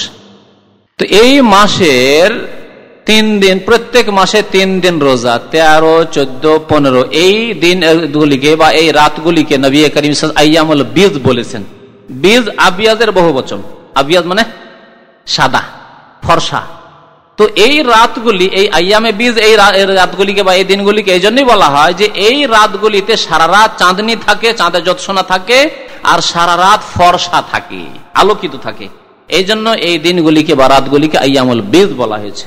তো নবী করিম সাল্লাল্লাহু আলাইহি ওয়াসাল্লাম আইয়ামুল বীজে অর্থাৎ 13, 14, 15 এই দিনগুলিতে রোজা রেখেছেন আরবি মাসের, আর আদেশও করেছেন সাহাবায়ে কেরামদের, উৎসাহিত করেছেন। আদেশ মানে ফরজ অজেব আদেশ নয়, উৎসাহিত করেছেন। সুতরাং এই দিনগুলিতে রোজা রাখা মুস্তাহাব। আর ফজিলত কি? নবী সাল্লাল্লাহু আলাইহি ওয়াসাল্লাম বলছেন যে সিয়ামু সালাসাতি আইয়ামিন মিন কুল্লি শাহর, প্রত্যেক মাসে 3 দিন রোজা রাখা আইয়ামুল বীজ, হাযা সিয়ামুদ দাহরি কুল্লি, এ হচ্ছে সারা জীবন রোজা রাখার নাম। সারা জীবন রোজা রাখার নাম, সারা জীবন রোজা রাখার সওয়াব পেয়ে গেলেন। এর হিসাব নিকাশ কেমন? 3 দিন রোজা রাখলে 3 10 30, প্রত্যেক মাসে 3 দিন রোজা মানে 30 নেকি পেয়ে গেলেন। আবার সামনে মাস আসলো, 3 রোজা রাখলেন 30 পেয়ে গেলেন। তাহলে কি হলো? আর রমজান মাস তো পুরো মাস রাখতেই হবে। আর এই 11 মাসে, প্রত্যেক মাসে রমজান ছাড়া বাকি 11 মাসে 3-3টি করে রোজা রাখলে আমার ডবল, তাহলে 2 বছরের। শাওয়াল মাসে রোজা রেখে 1 বছর ইনকাম করলেন, আর এই প্রত্যেক মাসে 3টি রোজা রেখে আর 1 বছরে, তাহলে 2 বছরের ইনকাম হয়ে গেল। এই একটি পথ রয়েছে, নেকির পথ। রমজান মাস চলে যাওয়ার পরেও নেকির পথ রয়েছে। রোজার ক্ষেত্রে নবী করিম সাল্লাল্লাহু আলাইহি ওয়াসাল্লাম আরেকটি হাদিসে ইরশাদ করেছেন, আবু দাউদ নাসাঈ অন্যান্য হাদিসে রয়েছে, যে তুরাদুল আমালু ইলাল্লাহি, আল্লাহর নিকট আমল পেশ করা হয়। ফেরেশতারা সপ্তাহে 2 দিন বান্দার আমল পেশ করেন আল্লাহর দরবারে নিয়ে গিয়ে। তুরাদুল আমালু ইলাল্লাহি ইয়াউমাল ইসনাইন ওয়া ইয়াউমাল খামিস, সোমবারে এবং বৃহস্পতিবারে আল্লাহর দরবারে মানুষের আমল পেশ করা হয়। একটি কথা জানলাম। তারপরে নবী সাল্লাল্লাহু আলাইহি ওয়াসাল্লাম কি বলছেন ফাউহিব্বু আন ইউরাদা আমালি ওয়া আনা সাইম, সুতরাং আমি নিজের ক্ষেত্রে পছন্দ করি যে আমার আমল যখন আল্লাহর দরবারে পেশ করা হবে তখন যেন আমি রোজার অবস্থায় থাকি। আমল পেশ করবে ফেরেশতারা, আর ফেরেশতাদেরকে আল্লাহ জিজ্ঞেস করবেন যে আমার বান্দা কি অবস্থায় দেখে আসলে, তাকে কি করে সে? তখন ফেরেশতারা বলবেন, আল্লাহ তার তো সাপ্তাহিক আমল 3 দিনের আমল নিয়ে এসেছি বা 4 দিনের আমল নিয়ে এসেছি, কিন্তু এখনো আজকেও রোজার অবস্থায় আছে। ওহিব্বু আন ইউরাদা আমালি ওয়া আনা সাইম। নবী করিম সাল্লাল্লাহু আলাইহি ওয়াসাল্লাম সোমবারে বৃহস্পতিবারে এইভাবে রোজা রাখার জন্য উৎসাহিত করেছেন। আর একটি হাদিসে রয়েছে, নবী করিম সাল্লাল্লাহু আলাইহি ওয়াসাল্লাম বলছেন যে ইয়াউমুল ইসনাইন যাকা ইয়াউমিন ওয়ালিদতু ফি, এই সোমবারের দিন এমন একটি দিন, এই দিনে আমি জন্ম নিয়েছি, আমার জন্ম হয়েছে। সুতরাং ফাউহিব্বু আন আকুনা সাইমান, সুতরাং আমি পছন্দ করি সেই দিনে রোজা রাখা। তাহলে নবী করিম সাল্লাল্লাহু আলাইহি ওয়াসাল্লাম সোমবারে রোজা রেখেছেন, তার 2টি কারণ জানতে পারলাম, ঠিক না? সোমবারের ক্ষেত্রে একটি হচ্ছে যে এই দিনে আল্লাহর দরবারে সপ্তাহের আমলগুলি পেশ করা হয়, যেমন বৃহস্পতিবারে পেশ করা হয়, একটি কারণ। দ্বিতীয় কারণ হচ্ছে যে সোমবারের দিন প্রিয় নবী সাল্লাল্লাহু আলাইহি ওয়াসাল্লামের জন্ম হয়েছে। মুসলিম শরীফের হাদিস যে সোমবারে জন্ম হয়েছে নবী সাল্লাল্লাহু আলাইহি ওয়াসাল্লামের। সুতরাং এই দিনে নবী সাল্লাল্লাহু আলাইহি ওয়াসাল্লাম রোজা রাখতে ভালোবাসতেন। শুকরান আল্লাহ, তুমি আমাকে মানুষ করে জন্ম দিয়েছো, শুধু না মানুষের মধ্যে শ্রেষ্ঠ মানুষ করেছো, আবার শ্রেষ্ঠ মানুষ করে আমাকে নবী রাসূল করেছো। আল্লাহ আমাকে রাসূল করার পরে শেষ রাসূল করেছো, খাতামুল আম্বিয়া সাইয়্যিদুল মুরসালিন করেছো। আল্লাহ, তাহলে আল্লাহ শুকরিয়া। নবী করিম সাল্লাল্লাহু আলাইহি ওয়াসাল্লাম সোমবারে এই 2টি কারণে রোজা রাখতেন। এই হাদিসটিকে পেশ করে আমাদের মিলাদি ভাইয়েরা কি বলেন জানেন? নবী সাল্লাল্লাহু আলাইহি ওয়াসাল্লাম দেখেন জন্মবার্ষিকী পালন করেছেন, দেখেন না, নবী সাল্লাল্লাহু আলাইহি ওয়াসাল্লাম জন্মবার্ষিকী পালন করলেন। তারা বলে, তাদের কিতাবে লেখা আছে নবী সাল্লাল্লাহু আলাইহি ওয়াসাল্লাম জন্মবার্ষিকী পালন করলেন। প্রথম কথা তাদের দাবি। আচ্ছা, কিভাবে পালন করলেন ভাই? রোজা রেখে। তাহলে যখন নবী সাল্লাল্লাহু আলাইহি ওয়াসাল্লাম রোজা রেখে পালন করলেন, আপনি আল্লাহর রাস্তায় রোজা রাখেন। তারা রোজা রাখে কি? যারা ঈদে মিলাদুন নবী করে তারা কেউ রোজা রাখে শুনেছেন? কেউ রোজা রাখে না। দেখছেন বিদাতীদেরকে, হ্যাঁ, সুবিধাবাদী বিদাতীরা। নবী সাল্লাল্লাহু আলাইহি ওয়াসাল্লাম রোজা রাখলেন, তাহলে যতটা প্রমাণ আমরা পেলাম যে সেই দিনে রোজা রেখেছেন, সুতরাং আপনিও সোমবার করে রোজা রাখেন। আচ্ছা, সোমবার বছরে একবার আসে না প্রত্যেক সপ্তাহে আসে? আরো মজার কথা শুনেন, বছরে একবার। আর বিদাতীরা ঈদে মিলাদুন নবী করে কখন? প্রত্যেক সপ্তাহে। বছরে একবার, ওই 12 রবিউল আউয়ালে। আবার 12 রবিউল আউয়াল মঙ্গলবার হোক, আর শুক্রবার হোক, আর বৃহস্পতিবার, আর শনিবার হোক, আর রবিবার হোক, 12 রবিউল আউয়ালে করে। আর নবী করিম সাল্লাল্লাহু আলাইহি ওয়াসাল্লাম 12 রবিউল আউয়ালে রোজা রেখেছেন। এখানেই ধরেন আপনি তাদেরকে, বিদাতীদেরকে চেপে ধরেন। 12 রবিউল আউয়ালে নবী সাল্লাল্লাহু আলাইহি ওয়াসাল্লাম কখন রোজা রেখেছেন? 12 রবিউল আউয়াল হিসাবে নবী সাল্লাল্লাহু আলাইহি ওয়াসাল্লাম কখনো রোজা রাখেননি। এই আমি বীজের রোজা 13, 14, 15, তাহলে 12তে পড়ে না। হ্যাঁ, সোমবার প্রতি বছর 12 রবিউল আউয়াল হবে না, হবে কি? বুঝতে পারছেন তো? না বুঝেন না? নবী করিম সাল্লাল্লাহু আলাইহি ওয়াসাল্লাম সোমবার করে রোজা রেখেছেন। তাহলে সুন্নত মোতাবেক যদি জীবন যাপন করতে হয়, আগে বলেছি আয়াতটুকু যে লাকাদ কানা লাকুম ফি রাসূলিল্লাহি উসওয়াতুন হাসানাহ, সর্বোত্তম আদর্শ আমাদের জন্য প্রিয় নবী মুহাম্মদ সাল্লাল্লাহু আলাইহি ওয়াসাল্লাম। নবী করিম সাল্লাল্লাহু আলাইহি ওয়াসাল্লাম 12 রবিউল আউয়ালে রোজা রাখেননি। কখন রোজা রেখেছেন? সোমবার করে রোজা রেখেছেন। আর সোমবারের রোজা বছরে একবার আসে না, প্রত্যেক সপ্তাহে। তাহলে বছরে কয়টি রোজা হয়ে যাবে? শুধু যদি সোমবার করে রোজা রাখেন কতটি রোজা হবে বলতে পারেন? 52টি সপ্তাহ বছর রয়েছে, তো 52টি রোজা হয়ে গেল। হ্যাঁ, বিদাতীরা কি শুনেছেন কোনদিন এরকম করতে? সুন্নত মোতাবেক আমল নেই। আমরা বলি কোরআন এবং হাদিস মোতাবেক। যদি আপনি সত্যি নবীকে ভালোবাসেন তাহলে সোমবার করে নবী করিম সাল্লাল্লাহু আলাইহি ওয়াসাল্লাম রোজা রেখেছেন দুইটি কারণে, আপনিও দুইটি কারণে রোজা রাখেন, দুইটি নিয়ত রাখেন যে আল্লাহ আমার আমল তোমার দরবারে পেশ করা হবে, সুতরাং সোমবারে আমি রোজা রাখবো। হে আল্লাহ, তুমি আমার প্রিয় রাসূলকে সোমবারে জন্ম দিয়েছো, সুতরাং আমি সোমবার রোজা রাখবো। আলহামদুলিল্লাহ, সুন্নত মোতাবেক আপনার আমল, এই তরিকার উপর আমল করুন। তো এই বলছিলাম রোজা সম্পর্কে কিছু কথা। এছাড়াও নবী করিম সাল্লাল্লাহু আলাইহি ওয়াসাল্লামের হাদিস রয়েছে, আরো যারা পারবে, আমরা তো পারবো না, এই রোজাগুলি তো রাখতে পারি না, কিন্তু শুনিয়ে দিই, শুনতে তো দোষ নেই। আর আল্লাহর কোনো বান্দা হতে পারে যে শক্তিশালী আছে, যে হয়তো আমার ধারণার বাইরেও সেটা হতে পারে। এবং মানুষ যখন রাখতে পেরেছে কখনো, তো আমরাও তো মানুষ, কেন বা পারবো না? নবী কারীম সাল্লাল্লাহু আলাইহি ওয়াসাল্লাম ইরশাদ করেছেন যে আহাব্বুস সিয়াম ইলাল্লাহ সিয়ামু দাউদ আলাইহিস সালাম, সবচাইতে প্রিয় রোজা আল্লাহর নিকটে কার রোজা? দাউদ আলাইহিস সালামের রোজা। কেমন রোজা রাখতেন তিনি? নফল রোজা। কানা ইয়াসুমু ইয়াওমান ওয়া ইফতিরু ইয়াওমান, একদিন রোজা রাখতেন, একদিন ছাড়তেন, একদিন রোজা, একদিন পানাহার। তাহলে বছরে 6 মাস তিনি রোজা রাখতেন। কেউ যদি পারে একদিন রোজা রাখলো, একদিন সে বিরতি দিল, রোজা রাখলো না। এটি হচ্ছে দাউদ আলাইহিস সালামের সুন্নাত। এবং এই সুন্নাত বিগত সুন্নাত হলেও যেহেতু নবী করিম সাল্লাল্লাহু আলাইহি ওয়াসাল্লাম এই সুন্নাতকে স্বীকৃতি দান করেছেন, অনুমোদন দিয়েছেন, সাব্যস্ত রেখেছেন, সুতরাং এটি শুধু দাউদ আলাইহিস সালামের সুন্নাত না, তার সাথে সাথে এটি প্রিয় নবী মুহাম্মদ সাল্লাল্লাহু আলাইহি ওয়াসাল্লামেরও সুন্নাত। তো এই ছিল রোজার ক্ষেত্রে, রোজার ইবাদত বন্দেগী। কোরআন তেলাওয়াতের ক্ষেত্রে ধরে নেন, কোরআন তেলাওয়াত শুধু রমজান মাসের সাথে সীমিত রাখলে হবে না। আমরা হিসাব করে দেখেছি, যদি আমরা আমলের ক্ষেত্রে কত দুর্বল, কিন্তু এই কোরআন তেলাওয়াতের একটা হিসাব বলছি, খুব সহজ হিসাব। আজান হয়ে যাচ্ছে, তাই না? এখানে আজান হলে দোকানপাট বন্ধ, কাজকর্ম বন্ধ, সবকিছুই বন্ধ। আপনি অফিসে চাকরি করে ইচ্ছা করলে আজানের সাথে সাথে নেমে চলে, কেউ কিছু বলবেন? বলবে কি যে কেন তুমি কাজ বন্ধ করলে? না, বলবেন না, আজান হয়ে গেছে, বন্ধ করে দেন কাজকর্ম। তাহলে আজান থেকে নিয়ে একামতে এখানে আলহামদুলিল্লাহ সুন্নত তরিকায় 15 মিনিট, 20 মিনিট, 25 মিনিট সময় দেওয়া হয়। কোন কোন নামাজে 15 মিনিট, 20 মিনিট সময় দেওয়া হয়। মাগরিবে কমপক্ষে 10 মিনিট সময় দেওয়া হয়। তাহলে আজানের সাথে সাথে যদি মসজিদে আপনি গিয়ে ঢুকে পড়েন, 2 রাকাত তাহিয়াতুল মসজিদ পড়লেন, তার সওয়াব পেলেন। আর তার সাথে সাথে কোরআন তেলাওয়াত করতে বসে যান, বাস্তবে এটি পরীক্ষা করে দেখা গেছে যে মাস শেষ হওয়ার আগেই কোরআন খতম হয়ে যাবে আপনার। আমল করে দেখুন শুধু আপনি। আল্লাহ যাদেরকে তৌফিক দেবে, শুধু রাস্তাগুলি আমি দিয়ে দিচ্ছি, আপনাদেরকে আমল করেন।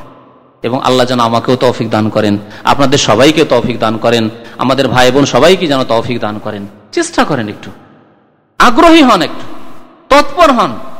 আল্লাহ বলছেন ওয়াল্লাযীনা জাহাদু ফিনা, আমার রাস্তায় যারা কি করবে? সচেষ্ট হবে।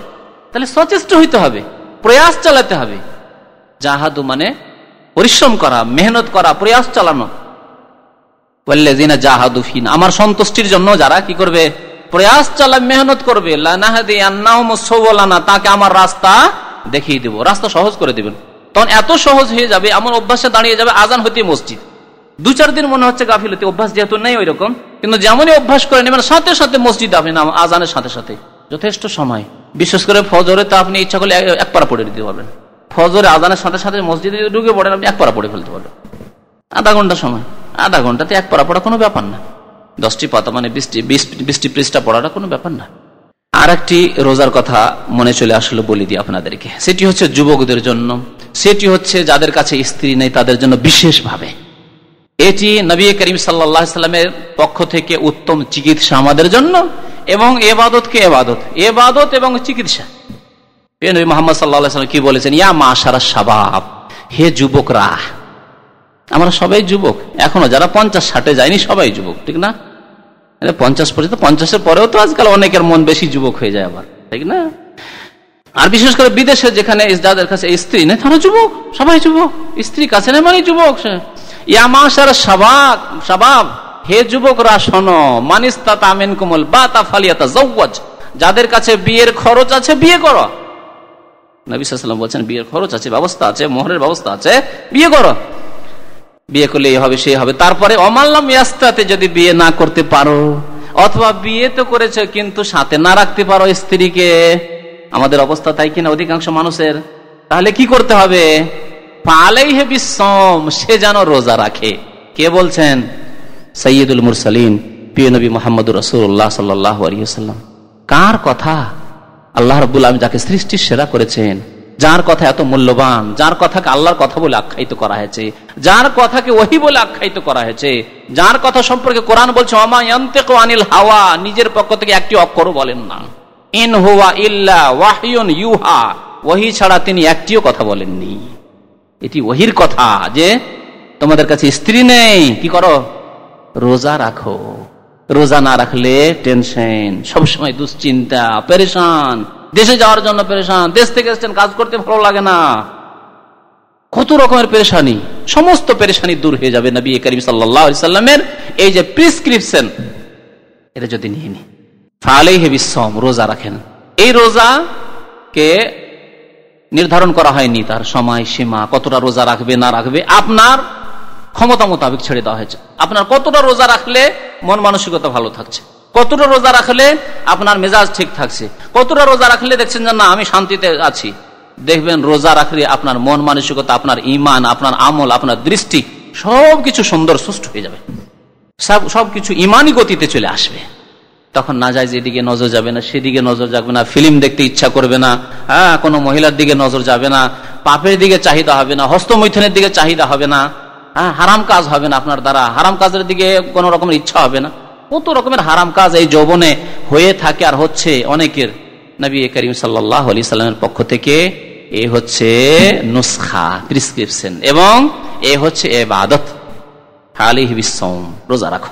সুতরাং রোজা রাখেন, সোমবারে রোজা রাখেন, বৃহস্পতিবার রোজা রাখেন, সপ্তাহে 2 দিন রাখেন। দেখবেন আমাদের অনেক ভাইরা রয়েছেন যাদেরকে আমি জানি, এখানে ইসলামিক সেন্টারে যারা নিয়মিত আসেন, অনেক ভাইরা যারা রোজা রাখেন, সোমবার বৃহস্পতিবার রোজা রাখেন, আমি তাদেরকে ব্যক্তিগত হিসাবে চিনি। সুতরাং এই রোজা রাখেন, রোজা ইবাদত হলো। একটি রোজার ফজিলত শুনিয়ে দিয়ে শেষ করে দিচ্ছে, একটি নফল রোজা।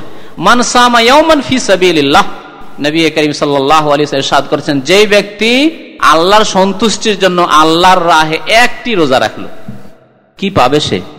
বা'দাল্লাহু ওয়াজহাহু আনিন নারি 70 খরিফা, তার মুখমণ্ডলকে আল্লাহ জাহান্নাম থেকে 70 বছরের দূরত্বে রেখে রাখবেন। 70 বছরের দূরত্বে রাখবেন জাহান্নাম থেকে, তার জাহান্নামে যাওয়ার কোনো প্রশ্নই উঠবে না। তার রোজা রাখলেন, দুনিয়ার ফায়দা হয়ে গেল, আপনার স্বাস্থ্যগত ফায়দা হয়ে গেল, আর আপনার আখিরাতও ফায়দা হয়ে গেল, ইমানিও ফায়দা হয়ে গেল, ইমানের উন্নতি হলো, আমলের উন্নতি হলো। রোজার অবস্থায় আপনার মেজাজ কেমন থাকতো আর এখন কেমন মেজাজ? এখন শয়তানি মেজাজ অনেক সময় হয়ে যাচ্ছে, এদিকে মন যাচ্ছে, ওদিকে মন যাচ্ছে, এদিকে মন যাবে না। আপনি রোজা রাখেন, রোজার অবস্থায় আলাদা মন মানসিকতা থাকবে। যত পেটে বেশি খাবার ভরবেন, যত বেশি পানীয় ভরবেন, তত বেশি শয়তান সুযোগ নেবে। ইমাম ইবনুল কাইয়িম রাহমাতুল্লাহ আলাইহি এর জন্য মাদাখিলুশ শয়তান, মানে শয়তান মানুষের মধ্যে প্রবেশ করে কোন কোন রাস্তা দিয়ে, তার মধ্যে একটি হচ্ছে বেশি খাওয়া। খুব বেশি খান, বেশি পান করেন, সবসময় শরীর একবারে মানে ভরপুর হয়ে রয়েছে খাওয়াতে আর পানিতে, শয়তান তখন বেশি সুযোগ নেই। পক্ষান্তরে যত খিদায় থাকবেন আর ইবাদতের খিদায়, খিদার সাথে সাথে আল্লাহর ইবাদতের খিদায়, এমনি খিদা আর ইবাদতের খিদায় পার্থক্য আছে। তাহলে ইবাদতের অবস্থায় যে খিদায় থাকবেন, তখন শয়তান আর সুযোগই করতে পারবেন আপনার কাছে যাওয়ার। যাই হোক, অনেক কথাই বললাম আজকে যে রমজানের পরে আমাদের করণীয় কি হওয়া উচিত। শেষখানে আমি বলছি যে ফরজের ক্ষেত্রে আমরা তৎপর। ফরজের ক্ষেত্রে বলেছি, যেমন ফরজ যে কাজগুলি আল্লাহ করা ফরজ করেছেন সেগুলির ক্ষেত্রে আমাদেরকে অটল অবিচলিত থাকতে হবে। ঠিক তেমনি যে কাজগুলি আল্লাহ হারাম করেছেন সেসব হারাম থেকে বেঁচে থাকার ক্ষেত্রে আমাদেরকে অটল থাকতে হবে। এমন নয় যে রমজান মাসে তো খুব হারাম থেকে বেঁচে থাকলাম আর সারা বছর হারামের দরজা রাস্তা খুলে দিলাম, জুয়া খেলা শুরু করলাম, ঘুষ খাওয়া শুরু করলাম, সুদ খাওয়া শুরু করলাম, সুদি কারবার শুরু করলাম, হারাম খাওয়া থাইল্যান্ডি লটারি খেলা শুরু করলাম। আজকাল থাইল্যান্ডি লটারি ব্যাপক হারে ছড়িয়ে পড়েছে এই প্রবাসীদের মধ্যে। সৌদি আরবে থাইল্যান্ডি লটারি খেলে লোকেরা। আর হারামের কত যে উপায় রয়েছে, হারাম খাওয়ার যে উপায়গুলি রয়েছে, আপনি নিজের রিজিককে নিজের হিসাব নিজেই করেন। এখন আমি আপনার সবগুলি হিসাব তো বলতে পারবো না যে আপনার রিজিকগুলি যে আসছে কোন রাস্তা দিয়ে আসছে না আসছে, সেটা আপনি বেশি জানেন। এই জন্য নবী করিম সাল্লাল্লাহু আলাইহি ওয়াসাল্লাম একটি হাদিস ইরশাদ করেছেন, হাসিবু আনফুসাকুম ক্বাবলা আন তুহাসাবু, তোমার হিসাব নেওয়ার আগেই তুমি নিজের হিসাব নাও। আপনার হিসাব আপনি নেন যে আজকে যে আমার কাছে টাকাগুলি আসলো, এই টাকাগুলি কোনখান থেকে আসলো, হালাল না হারাম? হতে পারে আপনাকে সাদকা দিল, কেউ যাকাত দিল, আর আপনি পয়সা হলো তারপরও যাকাত গ্রহণ করেন, তাহলে তো হারাম হলো। তো কোনখান দিয়ে কিভাবে হারাম আপনার পেটে ঢুকছে, পকেটে ঢুকছে, সেই হিসাবটি আপনি বেশি করতে পারবেন। মিথ্যার মাধ্যমে, ভাওতাবাজির মাধ্যমে, আত্মসাতের মাধ্যমে, কারো টাকা পয়সা ঋণ নিয়ে অস্বীকার করার মাধ্যমে কিভাবে আপনার হারাম ঢুকছে আপনার রুজি রিজিক, সেটা আপনি ভালো করে জানবেন। বা আপনার ডিউটিতে অবহেলার মাধ্যমে, আপনার ডিউটি রয়েছে, ডিউটিতে অবহেলা করে আপনি হয়তো হারাম ঢোকালেন। অথবা আপনি ওভারটাইম করেন, ওভারটাইম লিখিয়ে দেওয়ার মাধ্যমে করলেন, আধা ঘন্টা লিখিয়ে দিলেন 1 ঘন্টা। আর আজকাল অনেকে এরকম করছে, তার ফোরম্যানকে বা সুপারভাইজারকে ফেভারে রেখেছে, ফেভারে রেখে কাজ করলো আধা ঘন্টা, লিখিয়ে দিল 2 ঘন্টা। বা ওভার টাইমই করলো না, যেতে যাবে বেতন যাবে কোম্পানির। আপনার মোদির ফোরম্যানের কি, ফোরম্যান ঘুষ পাচ্ছে, ফোরম্যান ঘুষ পাচ্ছে, সেই জন্য কি করলো, আপনার দিল ওভার টাইম লিখে। সন্তুষ্ট আপনি এই হারাম রিজিকে 2 ঘন্টার ওভার টাইমে? ফোরম্যানের সাথে চুক্তি করে নিয়েছে, দেখো বাইরে আমি কাজ করব, বাইরে কাজ করে ইনকাম করব, আর বাকি আমার হাজিরাটা ঠিক রাখি। আপনি চিন্তা করেন আপনার রিজিক সম্পর্কে। সুতরাং কিভাবে হারাম ঢুকছে সতর্ক থাকতে হবে এই ক্ষেত্রে। আল্লাহ রাব্বুল আলামিন আমাদেরকে হালাল রিজিক ভক্ষণ করার জন্য তৌফিক দান করেন। আল্লাহ যেন আমাদের হালাল রিজিকে বরকত দান করেন, সমস্ত রকমের হারাম থেকে বেঁচে থাকার জন্য তৌফিক দান করেন। আল্লাহ আমাদেরকে ফরজ আদায় করার জন্য তৌফিক দান করেন, ওয়াজিব আদায় করার জন্য তৌফিক দান করেন, সুন্নাত মুস্তাহাব পালন করার জন্য তৌফিক দান করেন। হারাম কাজ থেকে, অন্যায়ের কাজ থেকে, পাপের কাজ থেকে, অপছন্দনীয় কাজ থেকে বেঁচে থাকার জন্য তৌফিক দান করেন। আল্লাহ রাব্বুল আমাদেরকে দ্বীনের উপর যেন রাখেন, দ্বীনের উপর যেন আমরা জীবন যাপন করতে পারি, দ্বীনের উপর যেন আল্লাহ রাব্বুল মওত দান করেন। আল্লাহ আমাদের খাতেমা, আমাদের শেষ অন্তিম সময় যেন কালেমা লা ইলাহা ইল্লাল্লাহ মুহাম্মদ রাসূলুল্লাহর উপর, 5 ওয়াক্ত নামাজের উপর, সৎ কর্ম, ঈমান এবং সৎ আমলের উপর যেন করেন। আমিন। সাল্লাল্লাহু আলা নবিয়িনা মুহাম্মদ ওয়া আলা আলিহি ওয়া সাহবিহি আজমাইন।